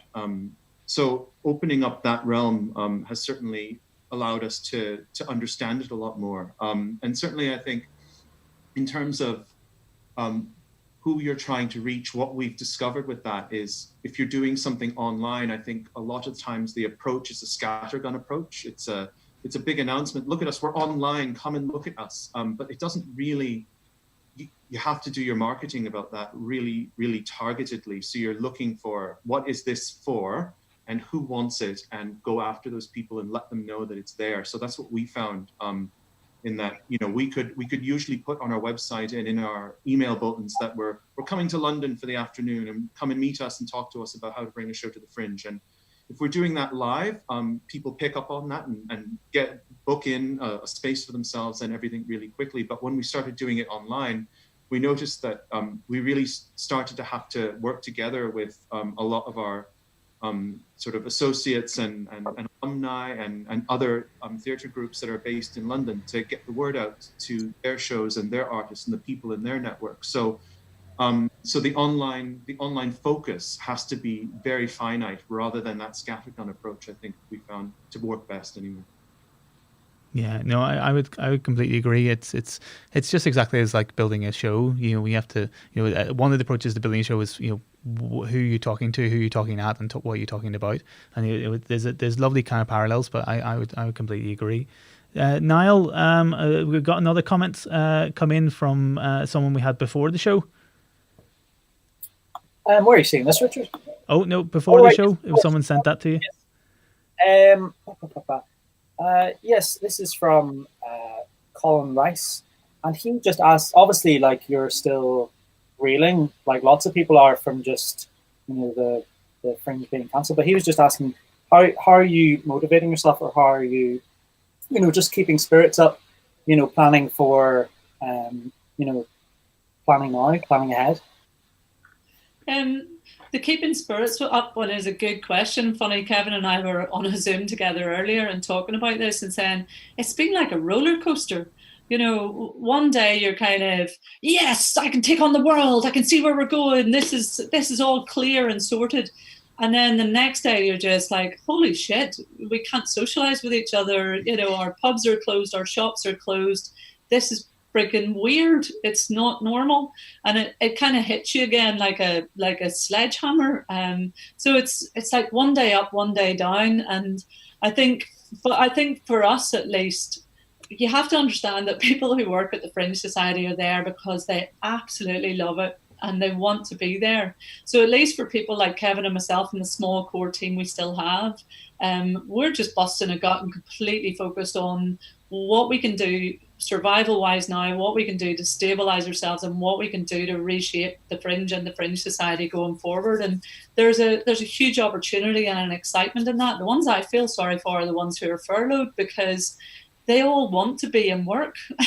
They really want to be part of the solution and part of the kind of going forward. So to be honest, I think for all we have roller coaster days. We're the ones in the better position, because trying to kind of structure your days when you're literally at home all day with no job to do, I think is a much bigger challenge for people, and certainly for our team. Tommy, you had a question? Yeah, just to expand, we kind of touched on it earlier, but I think it's fascinating. Obviously, with you guys, I'm sure you're still processing what's been going on this year, but are there any other changes that you have been thinking about, like things that you would like to see in the next Fringe whenever it does return? And do you think it will be different, or is there certain things that you want to, before it does come back, that you would like to see change or implemented? Kevin, I'm looking to you first. Yeah. It's a difficult one. I don't know if we're quite there yet. And I know that's kind of a non-answer. But Shona might have more ideas. But at the moment, I think we're still, as you say, reeling slightly, and still canvassing opinions and still looking for ideas from other people. So I think initially, I think the idea, oh no, the Fringe isn't happening, and what are we going to do about that? I think we're still in that bubble. I think at the moment, in terms of like massive changes or what we'd like to see in the future, I think we are not. I mean, what we would like to see, I guess, is one aspect of it, but I think it's more about the question of what does the rest of the Fringe constituency want to see, because we're not the directors of the Fringe. We don't direct what happens. So I guess what we would like to see happen is an aspect of that, and trying to support other people in what they want to do is really our main focus and our main remit. Is that going to be... No, go ahead, Charlotte. I guess You know, a lot of this work we had done already in the 70th anniversary back in 2017, where we did a kind of massive call out to the Fringe constituency to tell us what they'd like to see for the festival going forward. And some of those things I think, Kevin, still hold true. Like, you know, we were already kind of doing huge strides on trying to reduce our carbon emissions and our environmental footprint. We have real ambitions for it to be the greenest festival ever, and still had a way to go, obviously, but that's more than ever something that we would have in our sights. Things like affordability of the Fringe. I mean, I think both of us were drawn to it because it's an open access festival and drawn to that kind of cultural democracy that underpins it. But then whenever you scratch the surface of that, well, the cost of accommodation in Edinburgh can be a barrier to that access. So that was something that we had really actively been working on. And actually, it's something I see as an opportunity arising out of all of this. You know, when you see the hospitality sector and hotels and accommodation providers being some of the ones at the front line of the impact of all of this, I think there may be a different dispensation when we come out of it, that perhaps we can create a fairer world in terms of costing and prices. And so I have great optimism about some of those things that we have not liked about the landscape that's developed around the festival, and the barriers and the challenges. And I think there's a real opportunity now to break some of those down and to get a fresh start, if you like, with some new parameters around things where people can't be greedy bastards. Oh shit. Sorry, Kevin, I apologize. Is that so? You know, 2021 will be what it is, essentially. But you've got the groundwork already kind of in the bag for the direction of where to go. Yeah. But still a lot of conversations and a lot of listening to happen before we would. You know, we're still, as Kevin said, in part survival mode, part trying to stabilize mode, and the big piece of work that has still to be done is what does the future look like, and what does that wider constituency want the future to look like. And so we're going to be doing a lot of listening over the next while. Yeah, you don't make a decision when you're reeling from a kick in the gut. So yeah, that's brilliant. Tommy, Niall, or Marty, any questions for Shona and Kevin?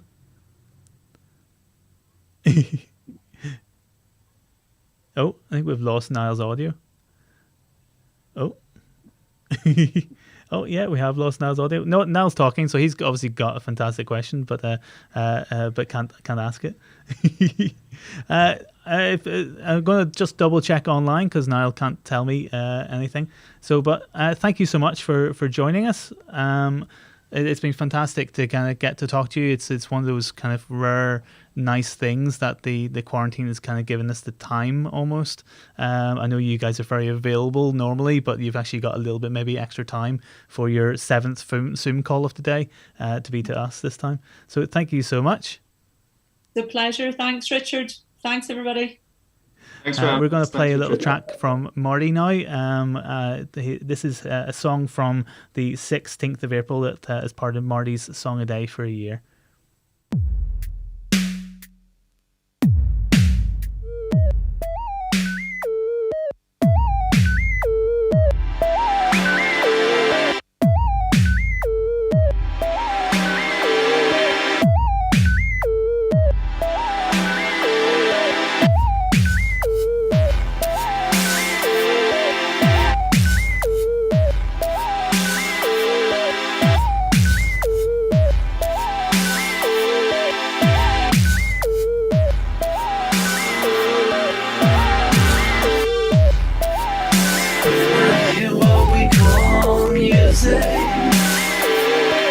It seems to me that someone is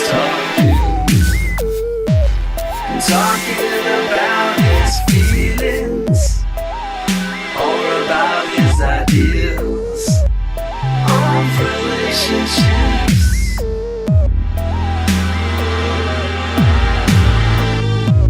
But when I hear traffic, the sound of traffic, here on 6th Avenue. I don't have the feeling that anyone is talking. I have the feeling that sound is acting.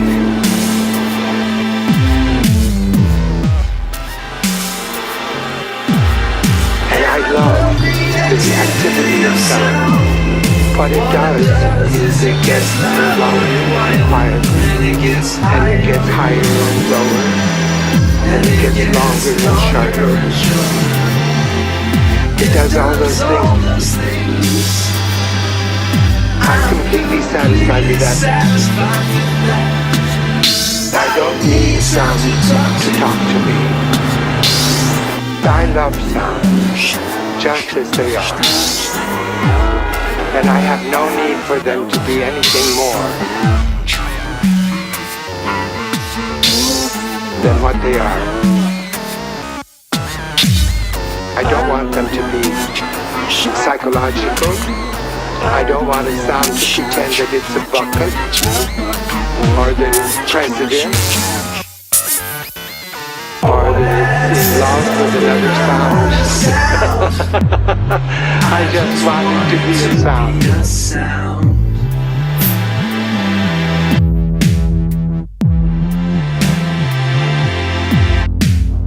There are two things that don't have to mean anything. One is music, and the other is laughter.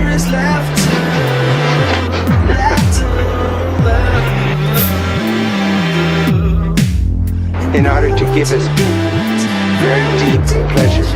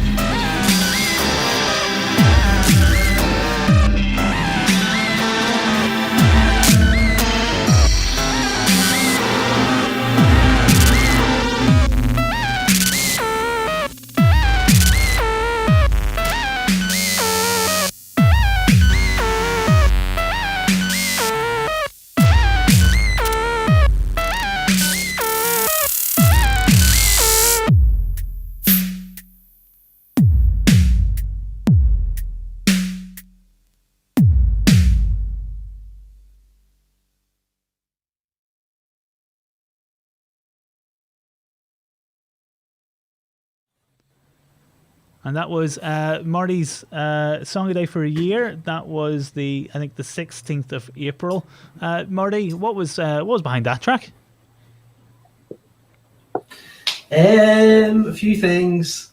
I was playing around with my lovely synth. I'll show you my lovely synth. It's my lovely. This is the one that you want to replace. Yeah. No, I want to have a little friendly brother that I can hang out with, and I just want to bring more into the synth family. I don't want to get rid of this one. This one's lovely, but it does lovely riffs and things, and so I had that and some beats. And this thing here, check this out. This is like. Oh yes, we've got one of those. They're awesome. Oh yeah, they're really good. Like these guys, they do loads of these. Teenage Engineering, they have like hundreds of these little calculator machines that do amazing noises. But the drums in that track were all from this, which is quite nice because you can get really quite impressive. It doesn't sound. It has a little built-in speaker, which doesn't sound good. It's all very thin and raspy. But when you actually plug it into a sound system, you can get it to sound quite heavy and quite beefy. It's quite impressive for such a small little device, but it's really fun to play with. It does all sorts of it has like 16 different sounds and all that, so it's really flexible for all the size of it. Anyway, so that was the drums, and then I had the lovely synth doing the lovely riff. And then I was just kind of jamming around with that for a while and thought, well, what am I going to do in terms of like vocals, or, you know, is there going to be a focal point, like a sort of a main thing that ties it all together? And I thought it'd be cool to kind of get like some dialogue from an interview and chop it up and put that over the music. But I ended up going for this interview with John Cage, the composer, the guy who's sort of famous for doing 4 minutes 33. You know, Silence. Well, it's not exactly silence. There's actually a score that tells people to do certain things at different points and stuff. But yeah, that's the one. It's the one that was famous for just being nothing. And it's him just basically talking about how he feels about sound and what music is to him and what sound is to him. And it was great, actually. It was just lovely because I was kind of watching that interview. I'd seen it before, but actually a lot of what he was saying just completely chimed in with where I was at that day. I was just like, this is perfect, actually, because he was saying stuff like, I don't need sound to be, psychological. I don't need it to have a deeper meaning. I just like sounds to be sounds. That's enough for me. And he was really into that thing of like, a lot of the pieces that he wrote were like these kind of game pieces, almost like he would get people to do actions, like pick things up and set them down or hit a thing that wasn't necessarily musical. It was just like a bunch of people acting out actions to create sounds. And it was quite abstract stuff, but when you listen to it, I find some of that stuff incredibly lovely to listen to because it's not demanding in a way. It's kind of, you can listen to it in a very sort of relaxed way and you're not hearing all these parts. That was the thing he was saying as well. He's like, when I listen to music, I hear the composer is trying to talk to me. He's trying to tell me something about his feelings for other people. And it's like, I don't need that. I don't need a musical experience or a sound experience to contain any of that stuff. So it's quite cool. I really like that idea. I think that gels in as well with, maybe not so much with, electronic music per se, but I think there is a certain similar kind of ground that people think about when they're with certain types of electronic music. You're kind of aiming for a world of sounds rather than a world of musical ideas. You're kind of aiming for sound experience rather than like musical experience. But so that was quite cool. So I kind of chopped up that interview with him, and then I thought I'd do this thing of like I'm kind of singing his lines. Kind of I picked bits of the interview that I really liked, and then I decided to sing the lines from his interview, his answers, in the interview that he's saying all these things. I thought like I'd put it to music and kind of like sing a melody of me saying his dialogue. So I've used his dialogue to influence my melody, for the song kind of thing. And then when I kind of stuck it all together, I had both. I had his dry, the recording of his voice and my singing on top of it kind of synced up. So there's this thing, and then I kind of had my voice vocoded and stuff as well. So there's this kind of like synthesized musical version of the words he's saying. So it's almost like abstracting. I don't know, like kind of almost like challenging his own position. Sort of going like, well, I don't care about music. It can just be sounds. I don't care. And then go, well, what if I take it and put it into a musical context? I don't know. That's getting pretty. That's kind of cool. I like it. Yeah, it was fun to make. Like it was the jamming with the drum machine and the synth thing was kind of like, that was very organic. That was just like one night I was just doing that. It was basically the night, the after midnight. So the way that I do the project is, it has to be midnight to midnight. So once it hits midnight, then I can start the next day's song. So before I went to bed the previous night, after midnight, I kind of was doing that jamming and playing the synth and playing the drum machine and just kind of having fun. But at that point, I had no idea what I was going to do. Then I went to bed, and when I got up the next day, I was like, okay. And that was when the whole John Cage element came around. And then, it ended up becoming something that I wasn't expecting. Got some nice chords in there as well, some sort of jazzier chords. I'm trying to get away from using the typical sort of guitar chord thing. I'm slowly trying to get into using slightly more interesting chords in the songs, but that's something that it's definitely a sort of learning curve for me, because I'm not totally up with the whole music theory thing. I'm more into kind of like, doing it rather than knowing it, if that makes sense. Just do the stuff. I don't necessarily know the names of things. I just kind of do the things and go, oh, that sounds nice. No, it's great. It's exactly what we would like. I like to do. You like to play with stuff and then learn it as you're trying it and experiment and find out what works and what doesn't work. It's a lot of what we've been doing for a while with this kind of thing as well, the live streaming stuff. So thank you very much, Marty. How is everyone? Was that good chat, everyone? Did you enjoy the chat with the Edinburgh Fringe team? Yeah, it was great. It's really interesting. Yeah, we have actually a comment from Dan Leith, and he said, "I assume to Marty, nice tune, brah." so take Thanks, that. Dan, for watching. Thanks, Dan. So yes, I think we'll draw today's episode to a close. Thank you very much to Marty, Tommy, and Niall for joining me in the panel. If anyone wants to come on and kind of chat about what they're doing at the moment, what it's like to be in quarantine yourselves, or what it's like, even after quarantine, if we keep going, please get in touch through, the Facebook or through our email address at info@accidentaltheatre.co.uk. We'd love to have anyone on. We don't want to just be, just the three of us. It's unfortunately a very male-dominated panel because everyone who's not male in our company doesn't want to do it. But we are very, very open. So anyone wants to come on or be a host or to get involved, please just get in contact via the email or through Facebook and so on. Thank you so much to Shona and Kevin from the Edinburgh Fringe. Thank you to Dan Leith. Thank you to Stephen Hackett from the Belfast Film Festival. And thank you very much to Michael from Yellow Crane Tai Chi for opening the show as they have done. We'll be back again next week. We've got other things coming up. Actually, tomorrow night we have Figure This live drawing class as well. So Tommy, you're running Figure This. Anything you want to say about tomorrow night's class? Tomorrow night we have 2 models, and I think the images are incredible, the poses are incredible, they're very dynamic. Again, just you don't have to be an artist, anyone can come and draw. It's just about relaxing, having a good time. You can play music, it's very relaxed. There's sort of guidance if you want it, but you can ignore that.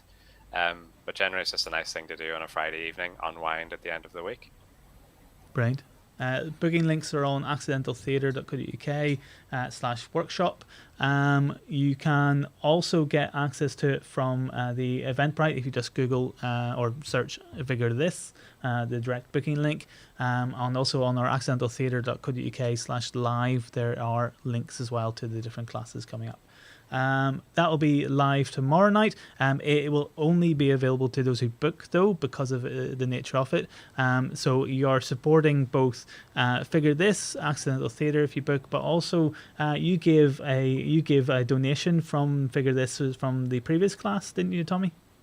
Yes, we donated to the Bread and Butter Northern Ireland Artists Fund. Part of the whole thing when we decided to do the online classes is we definitely wanted to be able to support obviously the models and the tutors that we work with, obviously Accidental, where our classes were, our in-person classes were, but also where we filmed these online classes. We want to be able to support the theatre as well. And also we thought that if people do like it and they want to come along, then also any money that we made on top of that, we wanted to give as a donation to support artists who, like we've heard in the last couple of weeks, nearly everyone is struggling and trying to find ways to replace lost income. So just thought that would be a nice thing to do. No, that's brilliant. So if you book a class, you're helping an absolute shite ton of people. Just to put it as emphatically as I can. So thank you so much to Figure This for supporting both the Bread and Butter Fund and ourselves at Accidental. And thank you very much, everyone. So we'll be back again next week with more interviews. Please, if you want to get involved, please, as I said, get in touch. We are very open. And we're going to play our little outro as normal from Marty. So see you again next week. Thank you. Bye. Bye.